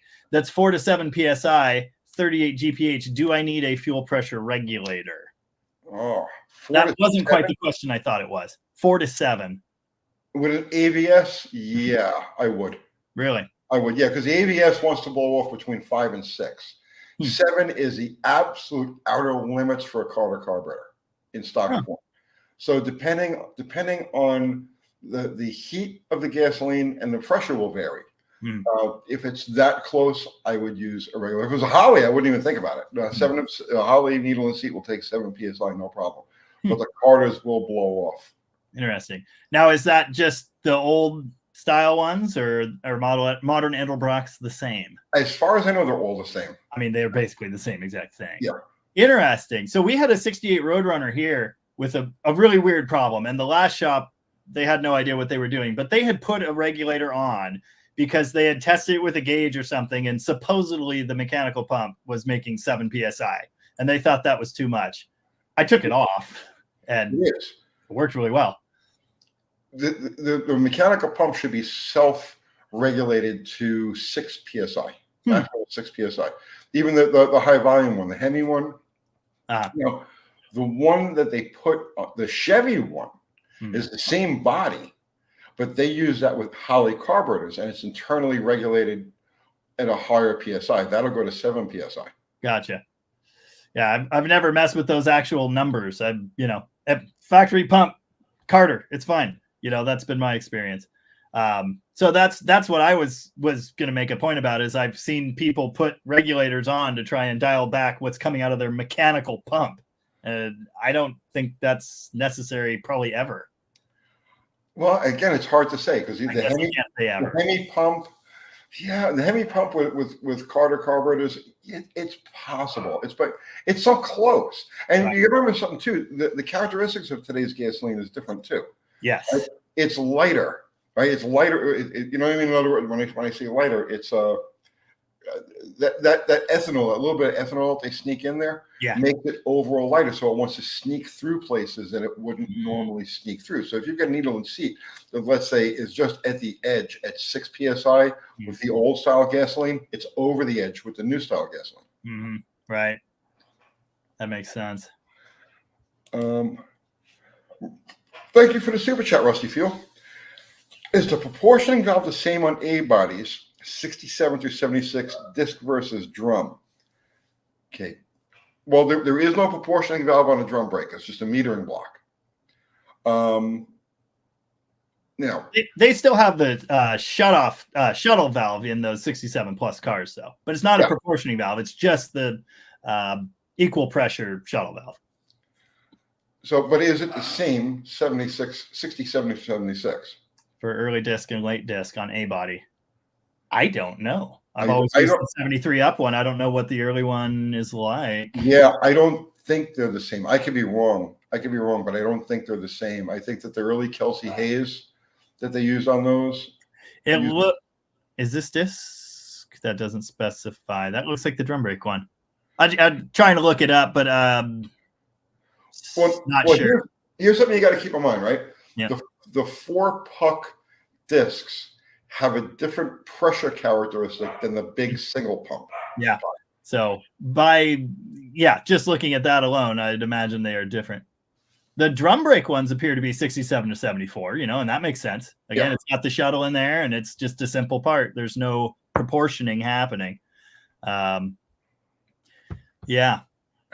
part, that part is actually a combination valve. It's 2 valves, the ones for the disc brake setup. Right. That's why they're called combination valve. People call them a proportioning valve. Technically, it's 2 valves, hence the combination. But anyway. I bet they're different, but I don't know that to be true. Andrew Button, because the 73 and later B-body discs on industrial are much bigger, why would they be? Oh, okay. Well, right. Same argument. Yeah. The brakes, it's not even that they were bigger. It's just a totally different setup. You've got 1 piston versus 4 small ones. So I imagine the pressure operating them is different. And Zero says, and Holy Mother Mopar. Who's this now? Mike's effing garage. Uncle Tony, garage I am. Calling you out. What are you going to call me out on? You are going to be called out. I'm the world's biggest pussy, so I'm just going to back down from whatever it is you call me out on. No one's called me out yet. I don't know how I'll deal with it. Everybody's gunning for the old man. What are you calling out for? Good stuff. Yeah. No corporations making money if you leave your brakes stock. Good. Well, the companies that remanufacture, build the factory pieces, the wheel cylinders and hoses, they'll make a couple bucks. Million Mile Garage also has a manual disc duster that stops great. Yeah, that was my experience. So calling you out about modifying classic cars. Mike, I made it a point in that video, right? I made it specifically a point in that video that most people, the vast majority of people who watch YouTube videos, are not mechanically savvy. They watch YouTube videos to learn about things, right? So if, let's say, somebody picks up a duster, okay? Right away, if they search duster videos, they're going to be bombarded with modifications. Oh, you have to do this. Oh, you have to do that. It's got the disc brakes. You got to put an aluminum radiator. You got to do this. You got to do that. You got to do. You need electric fans. Yeah, exactly. Okay, and they believe that this is true. They don't understand that the car was designed to function. People forget, right? 1973, let's just say 1968. The world was pretty much not the whole world. We've come to a cultural fucking black hole. But the dynamics of the world, the way traffic moved, the speed of traffic was the same as it is today. If nothing else, the roads are better today than they were back then. So the tires are certainly better. Now, the point of that video was not to tell people don't modify your classic car. The point of that video was to tell people who are not as savvy as, let's say, you or me or Jamie, that you might just be best off leaving this thing alone. If you're only going to be driving a car, it's not going to be a race car. It's not going to be a specialty type of car. You're not going to do anything unique with it. You're not going to drag race it. You're not going to be a street outlaw. You're not going to autocross it, right? You just want to drive the fucking thing. Leave it alone.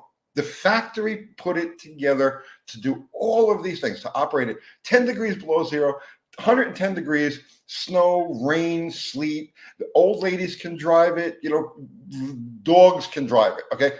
This is the way the factory designed these things. So if you're a minor enthusiast, and you're just learning your way in here, you just want to drive a cool old car, okay? Leave it alone. And if you have to modify a car to that extent, you've started with the wrong freaking car. Does that make any sense? I think it does. I think it's a great point. And not only that, where are the other people in this hobby and in this universe saying that? Nobody. You never hear that. Nobody makes money by telling people leave shit alone. Yeah.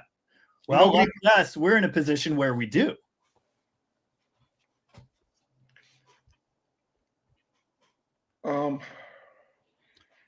End of time 68 Fury 3 had powered drum brakes that were amazing. My experience with powered drum brakes is usually my face in the windshield. Yeah, the Chrysler stuff was amazing. Yeah. 11-inch powered drum brakes that they put, especially on the C bodies, where they have them calibrated on the C bodies, that will put your he says, man, put your face right in the windshield. Yep. It's terrible. Right now. Someone's talking about an altercation coilover system. That is literally the last thing in this universe I would ever buy. I would buy a Ford before I bought an altercation and put coil springs on my Mopar. I've made videos about this. Similar subject to what we're talking about right now. I wouldn't do that. You don't need to do that. Torsion bars are great, man. South Jersey Jim, just to twist your onions, opinion on the old Ehrenberg Discotech conversion, which uses only factory parts. Is that the same as the Right Stuff detailing kit you can buy now that's all factory parts? See you, Trev! But Bye. It's a whole package, because just changing the spindles and the rotors and the calipers and the hoses in the front and maybe the master cylinder does not it doesn't account for the balance issue. Right. Yeah. And actually, now you see, this goes back to 1980. Okay. So I started High Performance Mopar in 1985, then I started Mopar Action in 1987. I left in 1989. So that discotheque era came from when I left to go funny car racing, and Ehrenberg took my place at Mopar. And I remember that was one of the first things that he had done. So this whole disc brake conversion thing has been going on for like where that's new craze has been going on since then, because that article right there, so many people read that, so many people saw that, and they base it's gospel on, you know. Yeah. I saw. Wow. You pick one. I'm trying to look for. There's so much brake talk. I'm back quite a ways where it was all brake talk. You guys didn't know this was going to be a brake talk video, did you? Well, you know, we all have brakes in common. Doesn't matter what kind of car you got. So it's like, it's not the sexiest topic, but it is important. But it is important. Pertronics is known for shitting the bed. Yes, we discussed that. Yeah, this is South Jersey Jim. How would you address these three issues in an old Mopar? Caster, lower control arm bushing sloppiness. This kind of goes with the LCA. Strut rod geometry bind. I know this one. Go for it, because you probably know these things better than I do. Yeah, you're not really a suspension guy, from what I learned. Not really. To me, the suspension is something that just goes along to get the car to the other end of the track. Yeah, you were doing the 66 Charger, and you were talking about these bushings you didn't know were out there, and I didn't know. Yeah, exactly. I've installed so many of them. Yeah, so caster. I actually I have an alignment machine here. It's ancient. It's from the 90s, and it came out of a Chrysler dealer. So I'm aligning everything that comes in the door now, which is it's not the best, but anyway, caster, offset bushings basically solve the problem. On my channel, I did a video on this with my brother. It's on our 67 Barracuda, and we show you how to do the offset upper control arm bushings that get you much, much better caster. And that improved caster angle makes a huge difference with how it handles. It snaps back to center. It just feels solid. It feels nice. The corner's nice. So that is a great way to do it. Now, can you spend $800 on tubular upper control arms? Sure. Or you can spend $30 on bushings. Which one do you think I'm going to do? I don't own any tubular control arms. All right, so now forgive my ignorance for this, because I really don't know, right? Yeah. So offset upper control arm bushings. Right? How does that differ than just staggering the cam bolt? It gives you more travel. So the problem is the cam bolt only gives you so much travel. So what you're doing, when you do your alignment, you're setting three things: camber, caster, and toe. Camber, obviously, wheels this way. Caster is the angle between the ball joints, right? Right. So you want the most, and it'll be backwards. The camera's backwards. I can't tell. No, I know. You want the top ball joint behind the lower, right? Okay, so if you run your cams all the way this way, the camera. Wait a second. You want the top ball joint behind, right? Yeah. Rearward. Yep. Cast tilted rearward. Right. So you want the top ball joint this way. Well, with your cam bolts, basically all you can do is kick one of them all the way and then adjust the other one to get the camber right. And when you do that with stock bushings, you normally end up with and it varies, but 1.5 to 2.5, maybe 3 degrees of caster is all you can get. The offset bushings kick the bolts. They preload the bolts that way, right? Okay. So because you're moving both of them, you can still get a good camber angle because the ball joint isn't moving outward, inward. It's just moving rearward. You're kicking the arm that way to move the ball joint further. You can. I wish you were closer, man, because I would hand you the keys to bottle rocket and say, fix this thing. Because it gets a little sketchy up on the top end. I did an eyeball alignment on it. Right? Yeah. I've tried it by eye. I'm no good at it by eye. When I say by eye, I mean I'll get in the car, leave everything loose, and drive it. You drive it 100 feet. You feel what it's going to do. You get underneath. You turn this, you little toe, and then you drive another 100 feet. Yeah, right. You can check with the level. And they have those. Drives great. It's like regular, say 40, 50 miles an hour, right? Sure. It drives great, but when you get up in the lights, over 90 or so, then it's a little sketchy. Yeah. So lower. Okay, so that's caster. Was that enough of an explanation? Offset bushings, easiest, cheapest, not a big deal at all. And if you guys don't know, factory Mopar alignment specs are garbage. You need to use updated specs for radial tires. You can find them all over the internet. Interesting. I did not know that. Yes. Factory Mopar alignment specs. The front ends are actually, the camber is staggered side to side. They are not the same. To account for bias ply tires and to combat crown in the road or whatever. They're actually set differently left and right. Those numbers are just worthless. With radial tires, you can run so much more caster, and you can get these things to handle. I did not know that. Now, caster, for you guys, because a lot of people don't understand these basic terms. If you want to understand caster, think of a motorcycle and think of rake. Yeah, you rake in the forks. The rake on a motorcycle is, you get a chopper that's all raked out. Well, that's a lot of caster. And that's so that at higher speeds, the more rake it has, the more caster it has, at higher speeds, the more stable it becomes. Yep. The more stable it is, it wants to go straight. So that's it slows the steering action down at low speeds. So you do positive caster, lots of for stability at higher speeds. Yep.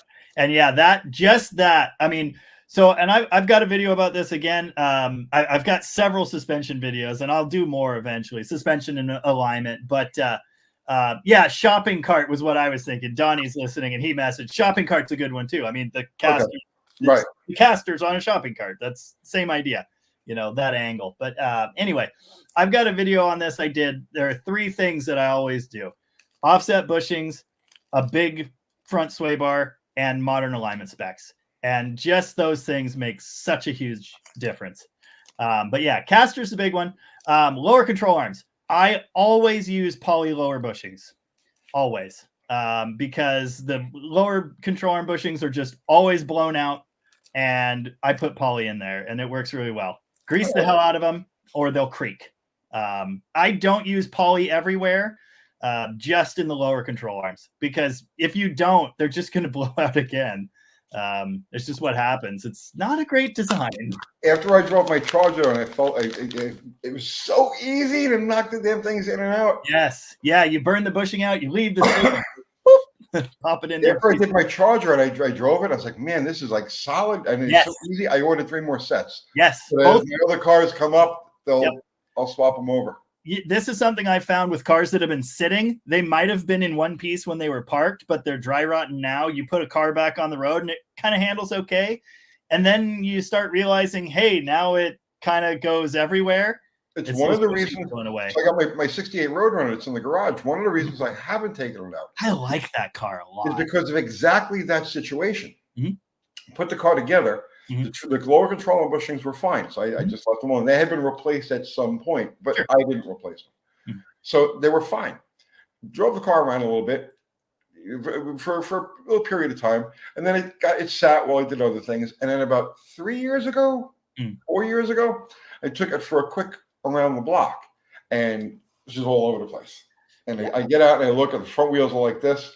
So the lower control arm bushings ate themselves up. So that's one of the reasons why the car's sitting there, because I know that as soon as I take it out, I have to change the lower control arm bushings. Yeah. You got to do the whole front end. Yeah. Right. Yeah. And as far as strut rods, I've never really had problems with them. I mean, I leave those alone. I just use stock replacement rubber bushings. Like I say, I always do the offset uppers, poly lowers, and I get a good sway bar. I haven't had strut rod problems really.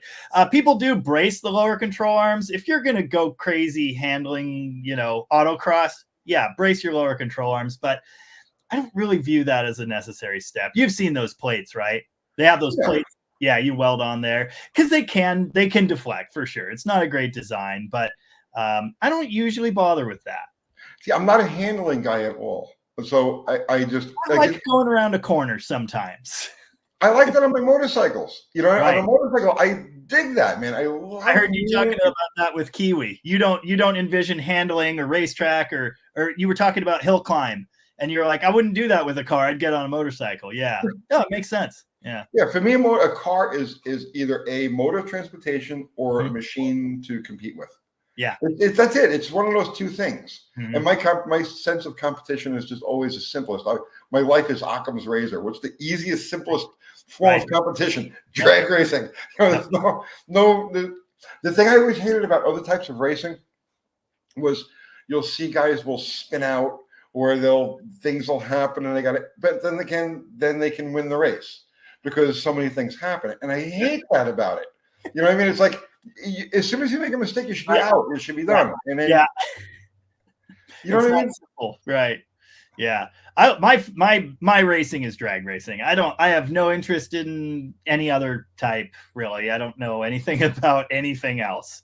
I do like cars to handle. I really do. But I view that as personal fulfillment, backyard, back road, banging corners is a lot of fun, especially in a muscle car. If you can get them to do that, it's fun.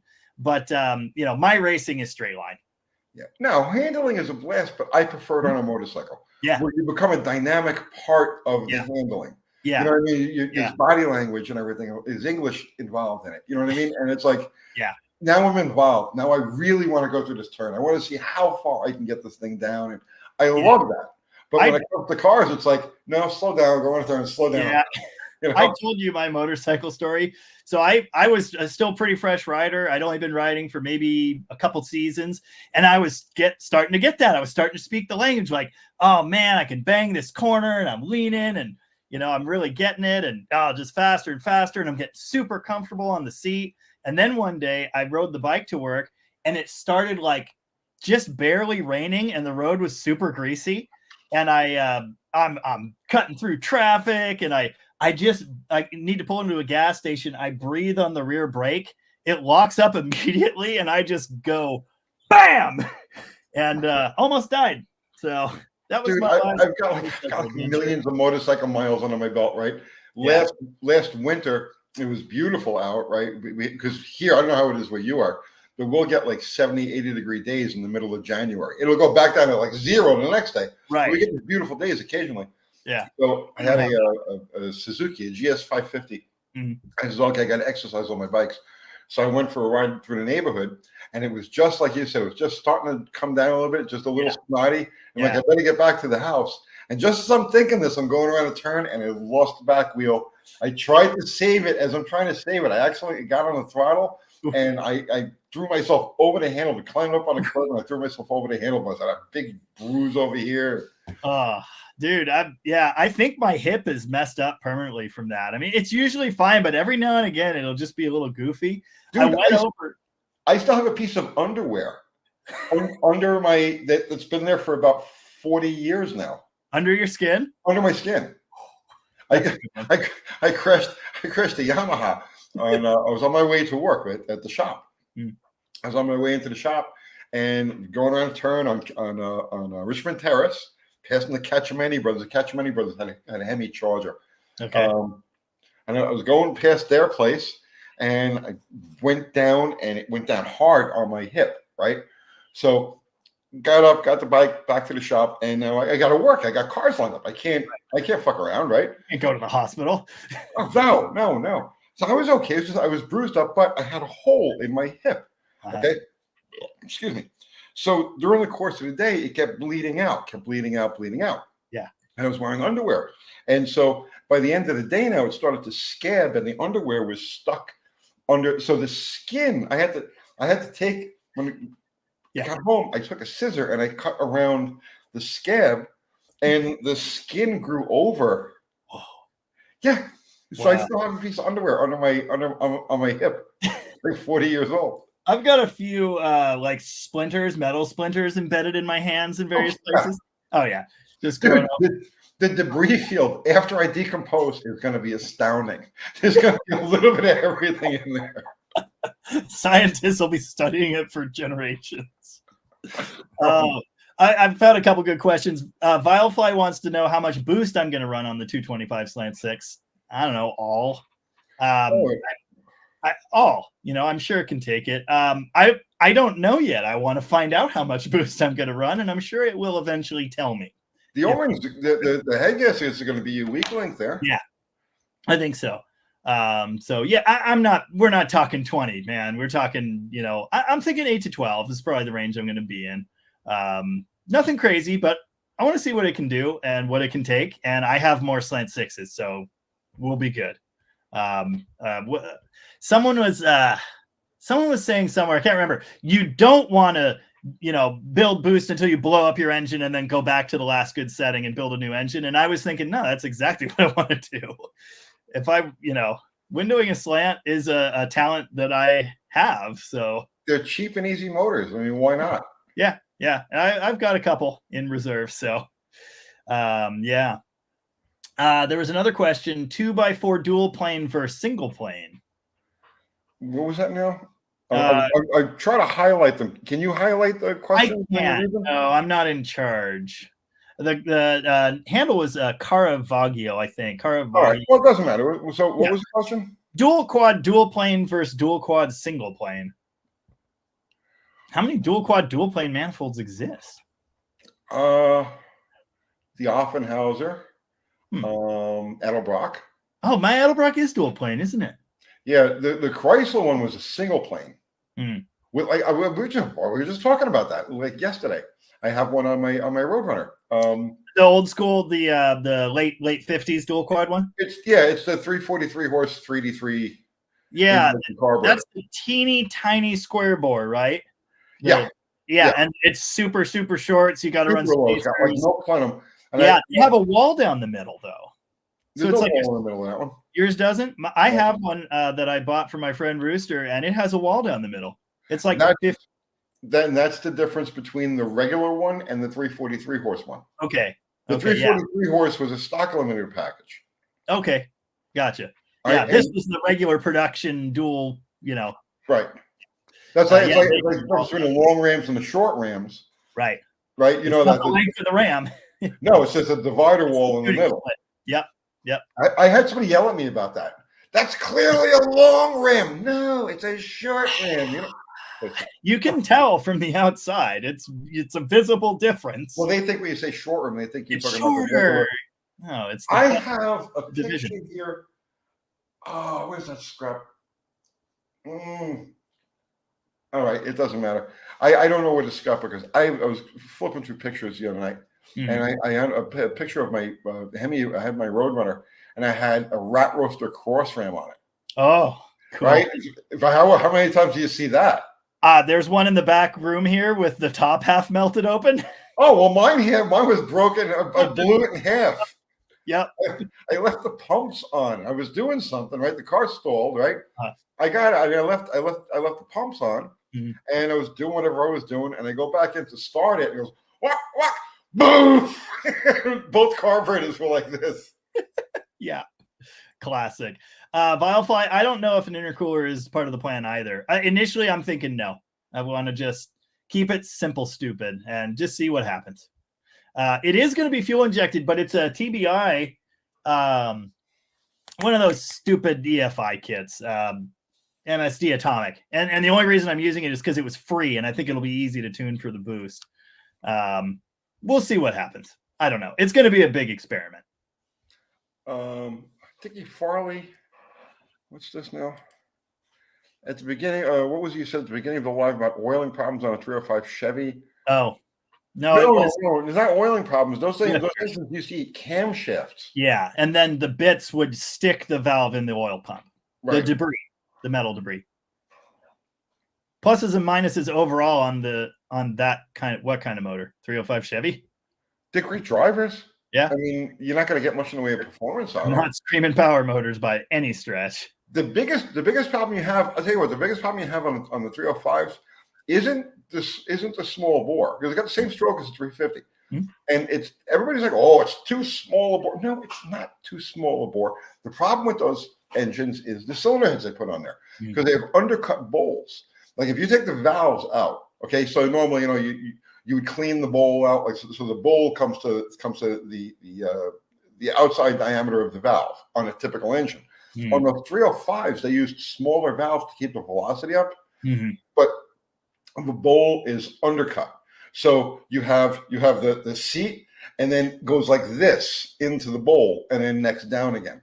So that becomes the bottleneck to making power with the 305. It's not the bore. The bore has nothing to do with it. It's the heads that they used on those engines. If you use a 350 head that has the full size valve, I go with Corvette, right, of a similar year, you'd be hard pressed to tell the difference between a 350 and a 305. Yeah, I have a big experiment coming too with the 273. I really want to see what that teeny tiny little bore can do. They run good, bro. I love how they run on this. I just want to see if I can make some decent high RPM horsepower. That's the idea. On that 273 Dart, I had one, not the Draggy. I didn't have the Draggy. I had what was the other timer? I don't remember. Oh, but you were out doing runs with it. I remember that. Yeah. So that thing, right, was Mm-hmm. a zillion mile old engine that just pumped oil. The car had, it was a stock 904 and a stock converter, Mm-hmm. and had a 270 gear set in it. Yeah. And it ran like 1540. Yeah. Which is like, you know, highway gear and wow. Take a dead stock, like, so let's say like 72, 73, 340, Mm-hmm. right? In a dark. That's what the shit's gonna run. Right. That's about what it's gonna run. A 1520, 15 like that. Yep. If it's tuned really good, you'll tickle into the 14s. Yeah. But that 273 was like right there, right behind it. I don't have any numbers, but we had a 273. My brother had a Duster. We put a 273 in a Duster.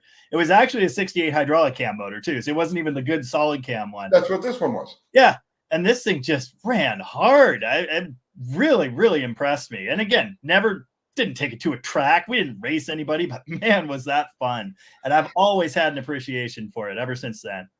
30 years ago, I did a story on a V-stock automatic wagon. This guy was a record holder. His nickname was the Reverend, but I can't remember his name, right? But we did a story for what was going to actually go into the magazine.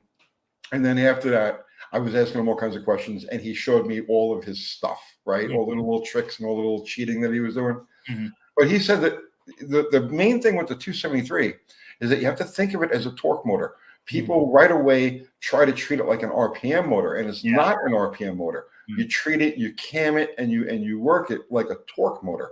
And this is a guy who had the V stock automatic record, or was it the U stock automatic record?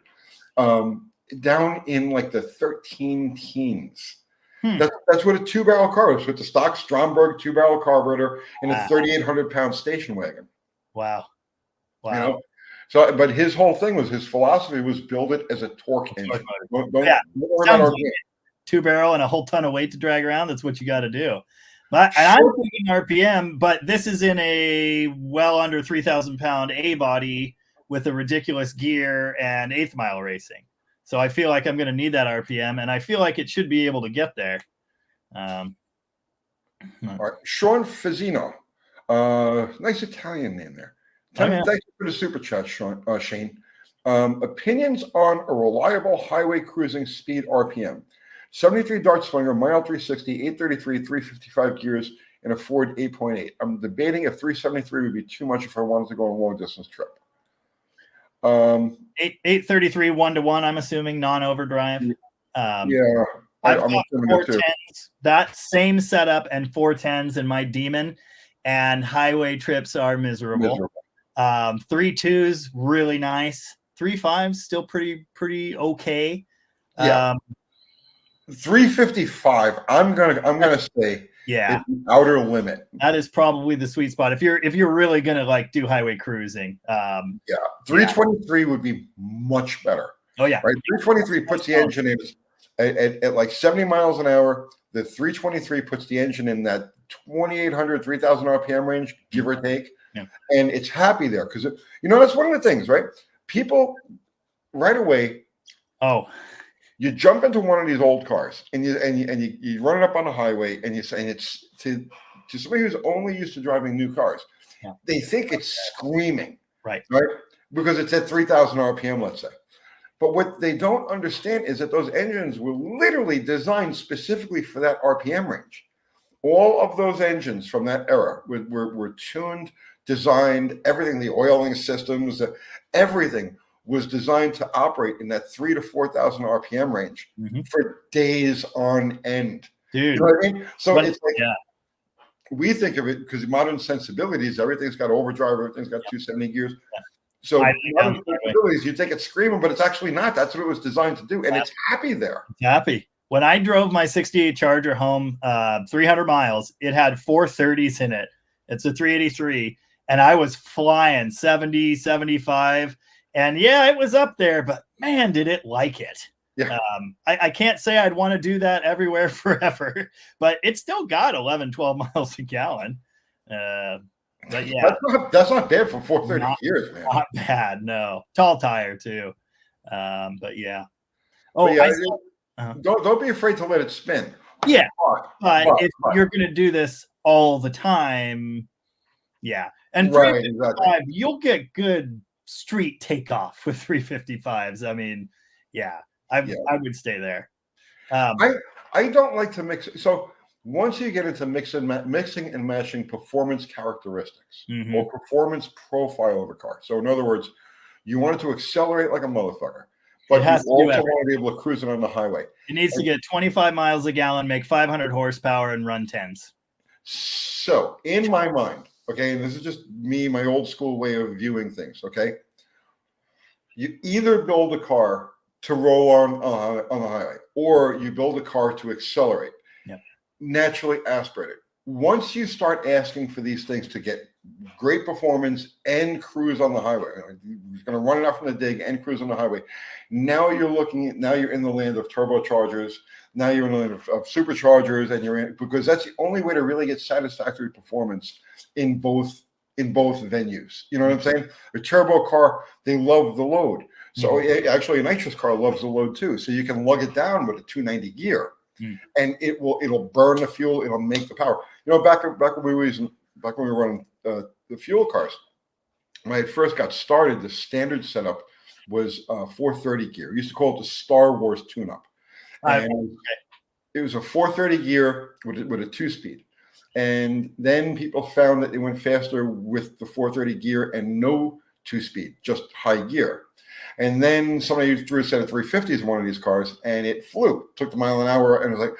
Then it got all the way down to like, oh God, they limited us to a 320 gear. But we had been playing around. We actually had a set of 290s in our top fuel car, and the car just kept going faster.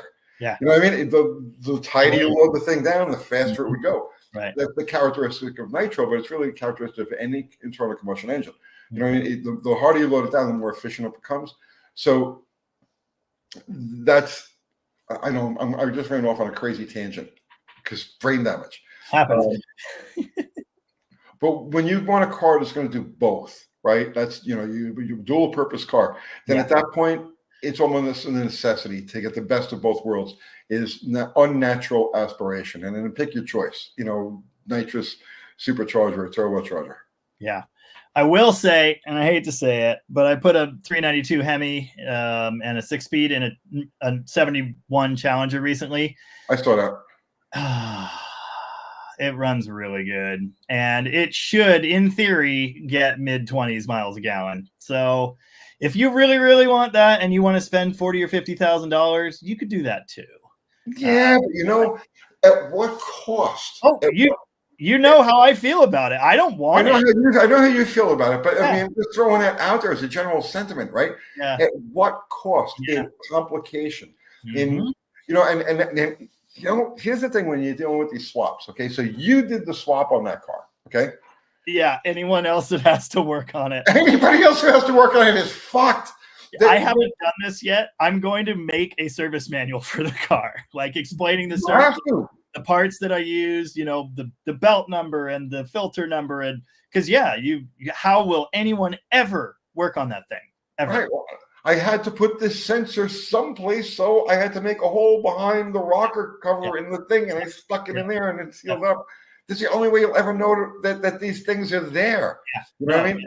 Yeah, that's my big gripe on this forever ago, and I took it to heart. And you are absolutely right. I mean, the only person that can effectively service it is the one that built it. Who built it? Yep. That's my pet peeve with all of these modernization. Yeah. Oh, and it's a great point. And again, like, it's not what I want in life, but there is an argument for it, and that is the argument.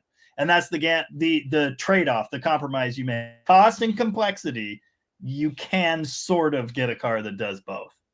And reliability, because it's dead nuts reliable when you put it together, obviously, or you wouldn't be sending it out the door.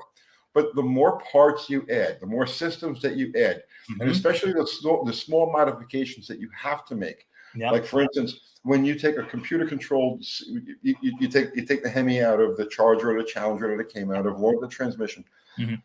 There are systems that are worked into the overall electronics of the car that are deleted now because it's in a completely different machine. Yeah. And that changes some of the troubleshooting. It changes some of the dynamics of how these systems work. So the easy mode now is to use Holley Terminator, right? Because it just plugs right in. And that's great, except they don't have diagnostic trouble codes.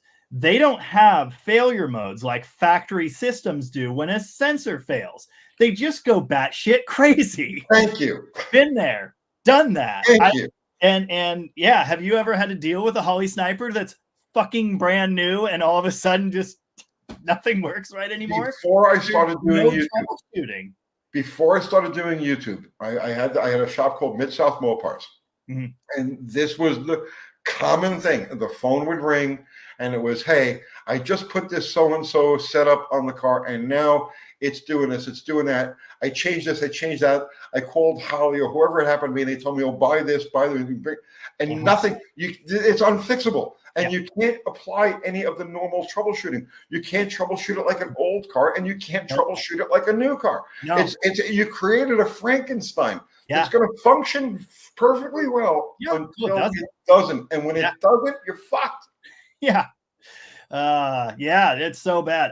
Oxygen sensor. It's a problem I've had several times with the Sniper system. Newer engine, consuming a bit of oil, fouled the sensor.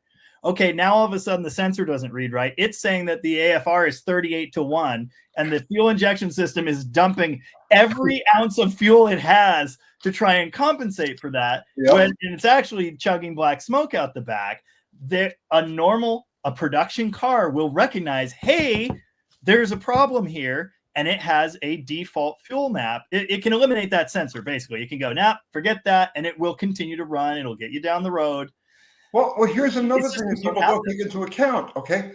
Older engines built with cast rings and the clearances of older engines do use oil. Yeah. They don't use a great amount of oil. They don't use, it may be only a quart every 2,000 miles or 3,000 miles, but that's where you check your oil. That was the common thing of checking your oil. There's oil. Engines are built with loose clearances. And they're built with a dirty crankcase, right? Well, not built with a dirty crankcase. As a result of that, they have a dirty crankcase. Yeah. All right. Once you go into this world now, where you're carefully monitoring what comes out of the exhaust, you're carefully monitoring every little bit of it. Well, it's off. It's going to be off, and like you said, it's going to dirty O2 sensors. It's going to foul 3 $80 oxygen sensors in a row, and you're going to have to order the last one from Florida. Well, the first one becomes oil fouled, where at first it starts to become slightly oil fouled. It throws the reading off, so it dumps more fuel in there, so now it becomes gasoline fouled. You can't win with this shit, and people don't fucking understand that. It drives me out of my mind. No. And yeah, so I've seen that comment too. Oh, I want to make it reliable, so I want to run EFI. No, dude, you don't. You don't want that. I'm building a Dart Sport right now, and I had this exact conversation. It's part of what led to that video I made where, no, you don't need all that. He wants it reliable. You know what's reliable? An Edelbrock carburetor. I mean, honestly. Seriously. And that's why I say to every single person that tells me that, I want the fuel injection. I want it reliable. I want it turnkey. Okay. You want an Edelbrock carburetor. Like that's it. People think I take these. So I call myself a Luddite, right? Yeah. But I'm not actually a Luddite. I function as a Luddite because I've already been down all of these roads. And I've already had all of these issues. You know what I mean? So you know what I'm saying? Yes. My EFI system of choice is the Magnum. I love the Magnum. It's simple. It's straightforward. It doesn't have stupid security. It's not all space age. You can plop it in another car. It doesn't care. It's super easy and straightforward. And that is my happy place for EFI. But like even that, I'd rather just have the carburetor. Perfect. Oh, the timing's perfect. You idiots who don't know how to work on cars aren't smart enough to understand fuel injection. That's the only issue here. No, you're absolutely right.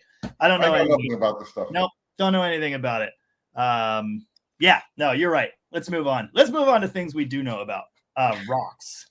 So, no, but this is a common sentiment, and I think we need to address this over here. Okay. Yeah.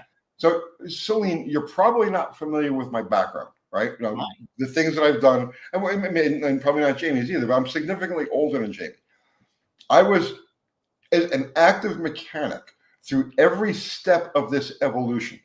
Okay, so I worked on the earliest TBI systems. I worked on the import systems, the Bosch, the Motronic, the Saabs. Oh God, I worked on all of these things, and I followed their evolution every step of the way.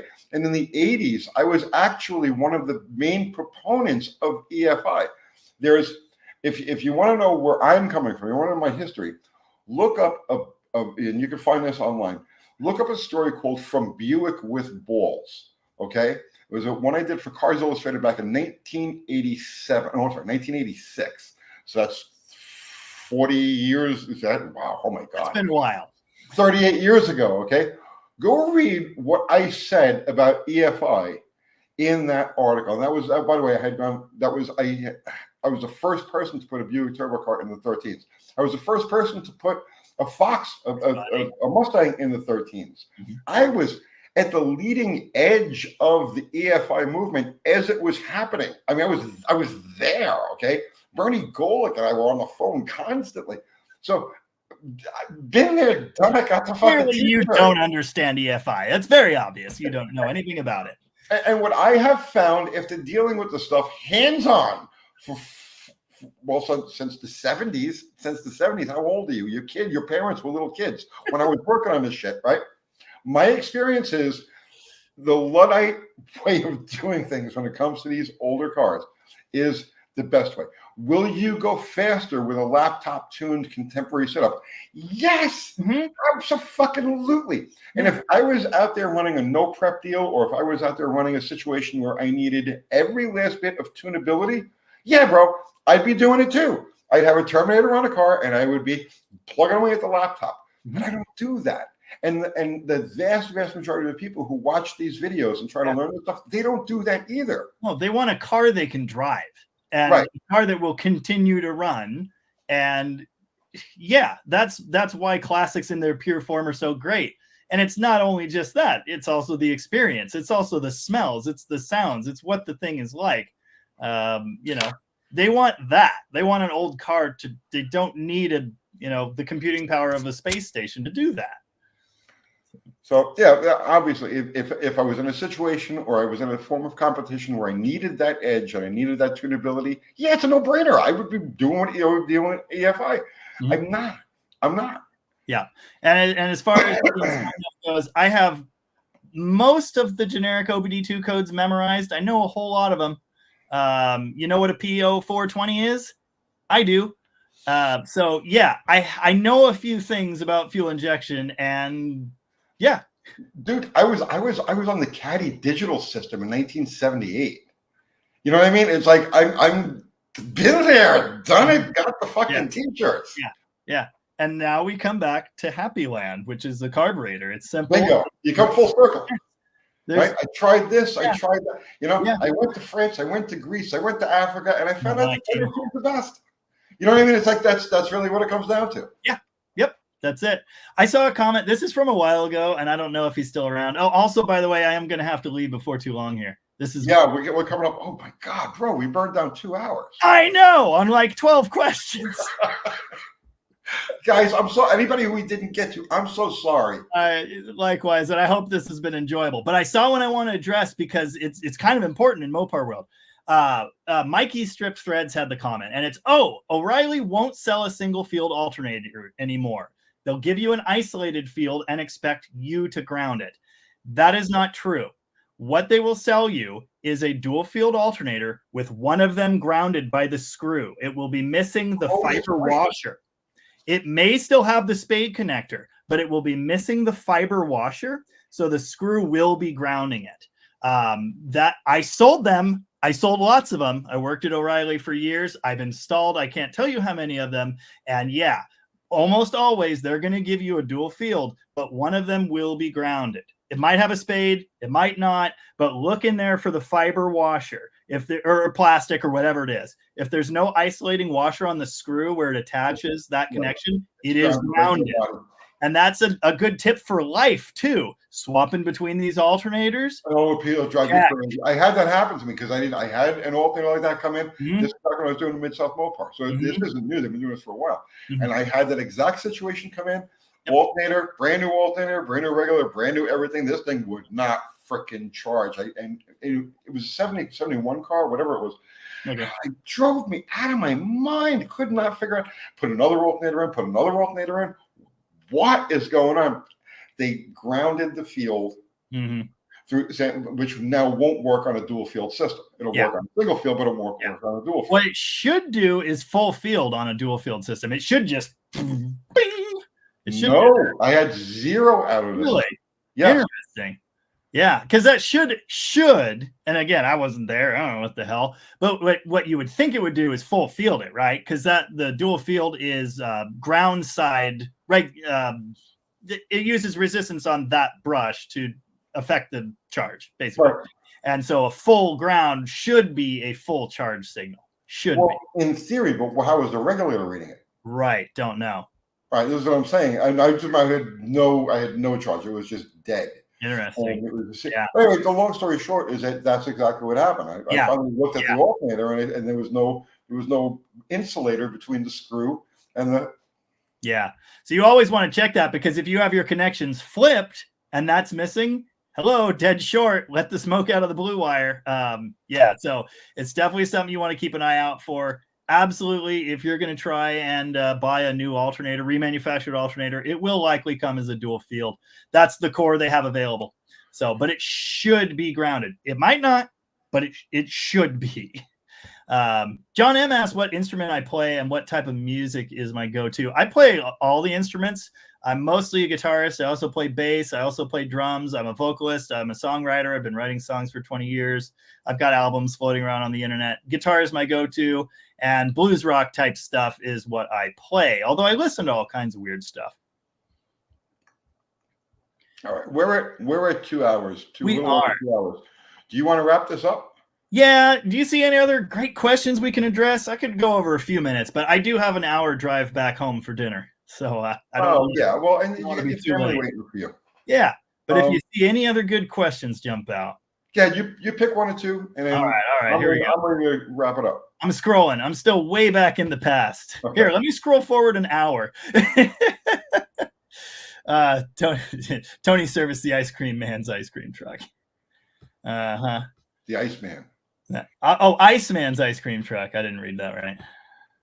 That's a guitar and bass model, Iceman, too. Oh, Wayne Ferguson. It was called From Buick with Balls. From Buick with Balls. Yeah. And I wrote a whole sidebar speculating on what today was going to be like. It's actually very, very accurate. I haven't read it. I've heard you say that. Okay, we talked about that. The suspension thing. Waffle... Choco Taco. I need a friggin' Choco Taco now. It's a problem. Stray Bullet. Thanks, Tony, and the other dude. The other dude is Jamie. His channel is Dead Dodge Garage. If you guys haven't gone over there, listen to me, right? I feel I do a good channel, right? I don't think I'm the best. I don't think I'm the worst. I feel I do a good channel. So. I love this guy's channel. He's fantastic. He's one of the best YouTubers. I put you in league with like Sean from Bikes and Beards. There are some people. You're telling me about him. Yeah, and who's the other guy? Rich. What's his name? The black fellow that does the Teslas. Who? Rich. Rich Repairs, is it? Rebuilds. Rich Rebuilds. I don't know him. That's a great channel. He actually did an Ellis swap Tesla. He builds all kinds of crazy shit. But wow. I put you in league with these guys. You're a great fucking YouTuber. Well, thank you. I try to, I don't know, I just do my thing. I try to be entertaining and informative, and sometimes I'm a little bit of those things. But I put a whole lot into this, so I appreciate it. Brad, thank you for the super chat, my brother. Hey, Tony, quick question. Mate, would you lock out a MSD distributor on a worked small block 308 on a street car? Well, how worked are we talking? But street car, probably not. No, with the MSD, you can bring the curve in. All you want, listen, from a performance standpoint, not from a regular car standpoint, but from a performance standpoint, the only reason you have any advance at all is to get the car to start. The optimum setup is just lock it out, 34 degrees, whatever it is, wherever the motor is going to make peak power, that's where you just want to lock it out. Yeah. The reason you have advanced is to make the car startable after it's. And honestly, that's really what it comes down to. Now, from a manufacturer standpoint, it's different because they have to deal with emissions. They have to deal with all different situations that you don't deal with a hot rod. So with the MSD, you can get it so that you've got 20 degrees of retard to start, and as soon as it starts, you're at full advance. Yeah. So there's no reason to lock out a distributor with the. Oh, actually, there's no reason to not have a locked out distributor with the MSD. So the tightest MSD spacer bushing, they have the different tunable spacer bushings. The tightest curve you can get is 18 degrees. And for most like mild engines, that works fine. You know, you get your 35, 36 on the top, you're going to be right around 18 at the bottom, and it starts okay. That's worked pretty well for me. For ridiculous cams and performance builds, I don't quite go locked out, again, because of the crappy starting thing. So I've been modifying those bushings to get like a 10 to 12 degree curve, and that works pretty well too. Celine, ma'am, Chris Birdsong disagrees. I like Chris. Yeah, I do too. Actually. What does he disagree with? Does he think we're idiots because we don't like EFI? Does he run EFI? Does he? I don't think so. He'll run whatever the ding-dongs over there at Motor Trend tell him to run. Yeah. If they're paying for it, I guess. Yeah, well, he's in their pipeline. Ooh, okay, all right. I haven't seen any other great questions jumping out at me, but I want to ask you about this. Did you see his timing video from a week or two ago? I saw a I've had for it, but I have not seen the video. I've had multiple people contact me and go, Birdsong says I should hook my vacuum advance up. Should I hook my vacuum advance up? Are you driving on the highway? All the people they have them disconnected because they're, ridiculous camshafts and too much advance and whatnot, that kind of setup. So yeah, basically what he says is run the vacuum, run it manifold. And the numbers he quoted were he's running all in, or he didn't say if it's locked out or if it's super light springs or what, but he said 45 degrees at idle and 36 degrees total, because when you stomp it, the vacuum advance goes away, which it does. Right. Okay. But 45 degrees base is what he says. That's what he said. I take issue with that. I don't know how that works. Well, with the manifold vacuum, the vacuum advance is at full tilt. Yes. So let's just say it's going to add, ballpark, it's going to add 20 degrees. How many? Let's say it adds 20 degrees. You think it's 20? It could be. I never charted it. I don't know. Yeah, I tried charting the Studebaker one the other day, which didn't work out. There's another funny story there. I could see that. So if it's 45 degrees, what he's doing is as soon as you open it, it's going to drop back to whatever your initial is. So if your initial is, let's say 10 degrees, oh no, that's impossible. No, and here's the thing: he doesn't. The mechanical's coming at the same time, so you're doing this, and he doesn't explain it. And so, if you listen to what he said, and again, I like Birdsong, guys. I do. Oh, I like the guy. But we're all wrong occasionally. Yeah, I'm wrong all the time. But I've been wrong 3 times today. But he said what he said was 45 degrees at idle, 36 full throttle. And I just don't, he doesn't say I'm running locked out. He doesn't say I'm running super light springs. He doesn't say anything. He says 45 degrees base timing. And that to me is just like, if we tell people to go do that, do you know what's going to happen? Like, go put 45 degrees of timing into your, slant 6 car or your 318 and then go hit the highway. Well, now you got to remember something too, right? Mopars run off a ported vacuum, are tuned for ported vacuum, and the GM cars use manifold vacuum. Do they all? Yes. Interesting. Yes. Some of them are timed. Oh, well, sure. You get into that whole emissions area. Yeah. Right. All kinds of stupid timing stuff. I didn't know that. What he's doing is he's timing his Chrysler like a GM car. Yes. But do they run that much base or at idle with all the vacuum in?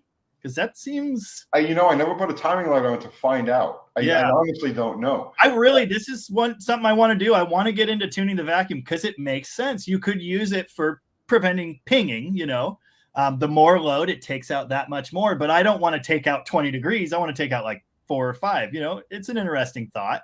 Well, the idea is you've got your 45 degrees at cruising RPM. So okay, if I'm building something that I'm going to drive on the highway, okay, it's like not a performance car, just highway driving, well, stock muscle car type of thing, like my Charger, right? It's stock with the exception of some ported heads and headers, right? But other than that, the engine stock, low compression engine. Vacuum advance, 100%. I'm going to throw a vacuum advance on there because I want the car to get decent mileage, be responsive on the highway, right? So 45 degrees seems like a fuck ton. Yeah. So that, and Jamie, think about this, right? Picture your so on a GM car to set the timing, you've always got to pull the vacuum advance line off. Okay. Think about how low the RPM drops. Yeah. Well, see, that's the thing. And this is, my super tune trick on a Chevy with an HEI has always been, when I've seen them on manifold, flip it to ported and then dial in a bunch more bass timing. And it just responds so much better. When they're set up that way on manifold, you hit the throttle, the timing goes away. That's always been my argument on its face.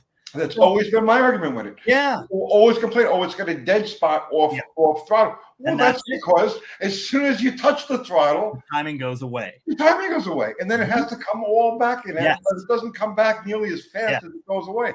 Which was always my reason for.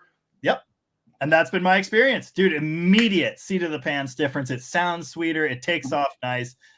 I've done that many, many times. Just flipped it to that, ported and retime it, and there it is. Well, that's when, like in the early 70s, that's when vacuum advance systems on General Motors cars and Fords also started getting really crazy because everything was timed. Right? Everything was timed to meet the emissions so that you wouldn't get full advance off the vacuum advance at idle. You'd only get 2 degrees or 5 degrees because whatever emission it is, it comes out through having the timing too far advanced. Whatever it is, I don't know. I don't bother my head with that shit. I don't either. I feel like they had it back totally backwards and wrong, but what do I know? That's where all those crazy, insane vacuum schematics came from on those cars that weren't on the Chryslers. You didn't have that insanity on the Chrysler because they were timed off of the vacuum advance. They did get quite complicated and dumb eventually. Not nearly as bad as picture like a 75 Pontiac. You know what I mean? It's like all of those were the worst. Nice. Okay, so I still have to run out of here pretty quick, guys, but I do want to cover something super fast, and then I'm going to go. My Studebaker project. Okay, you said, you hopped in my live, and the first words you said were retarded cam timing. Yes. So I used the technique, verify cam timing. It's not, but the time it's straight up. It's installed perfect. Okay. I used your feeler gauge trick on the valve tops because I'm not getting back into that motor. As far as I care, it can go away. But I'd like it to run right. Anyway, cam timing is good. I thought I had checked the timing mark. I guess I didn't. 10 degrees. Okay. 10 degrees. I swear I checked it. I have a piston stop and everything. I swear I did. But I was going by the sound, and I was going by your description of what it was doing, and it's like my numbers were all off by 10. Okay. Yep. So I'm a lot. It was something retarded. Yeah, something. I didn't think it was you. Yeah. Well, dude, I swear I checked it. All right, Jamie. This was a lot of fun. I hope Kiwi's watching this. I hope Kiwi is jealous. Kiwi is jealous. Kiwi, you could be sick anytime you want. I'm happy to fill in. I really like Kiwi too, by the way. Oh, I love Kiwi. Kiwi's awesome. I really like it. For you guys who don't know, Kiwi's having a procedure done on his thyroid. So he's out this week. He may even be out next week. If you want to fill in next week, also I'll let you know. I'll give you a couple of days. Call me a line, man. I'd love to do it. Super fun. Really appreciate everyone hopping in. Any of you people who are misguided enough to not be subscribed to Dead Dodge Garage, I suggest you immediately run over there and do it and buy some of his merch and all of that other stuff. I got one order during this live stream, so thank you very much if you're out there and still listening. I really appreciate it. And I'm happy to process more. I can do it all day. So, all right, guys, this was a lot. This really was a lot of fun. I enjoyed it. Thank you very much, Tony. In the future. I really appreciate you bringing me in and all the shout outs and stuff. I hear them. I appreciate it. And if Thanks, Fubar just put up a link, so Fubar put up a link to his merch. Fubar put up a link to Kiwi's channel, Awesome. and I'm sure he'll put up a link to your, well, then oh yeah, there you go. He already did it. Fubar is always on top of stuff. On it. It's awesome. Fubar's awesome. I have the greatest fucking mods in the world. I gotta get me some mods. I don't have any mods. I'm sure. Well, I'm sure they would be more than happy to come over. They keep everything so smooth. They've been with me for years and years. It's awesome. So, really cool. And a Mexican Spec is now one of our mods. Yeah, also. I see Mexican Spec on my channel occasionally too. Yeah. So any of you guys want to go help Jamie out, go do that. And when do you do your lives? I do my lives. So my lives are the official after party to Tony's lives every Sunday. So you're 7 Central Time, right? Right. I go on 8 Central Time, 6 p.m. Pacific Time, my time. Okay, so he halfway through our halfway live, through his, mine. he starts his. Yep. So, yep. And there's nothing to stop you guys from bouncing back and forth. Absolutely. And it's the same thing. My friend Shane does Wednesday night tech talk also. So there's no reason you guys can't bounce back and forth. It's all, this isn't competition. We really are friends.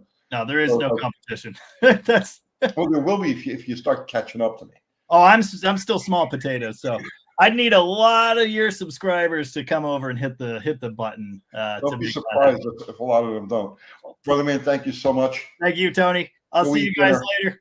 Yes, guys, thank you. And everybody contributed to Super Chat. Thank you so much. Keeps the wheels turning. Greatly appreciated. Everybody contributed just your presence and your conversation. And even the guy who called me an idiot. Absolutely. Thank you to that guy. We love that guy. We need that guy. Exactly. We need this. So, well, yeah, we do. Yeah. Well, all right, everybody, good night all. See ya. And we're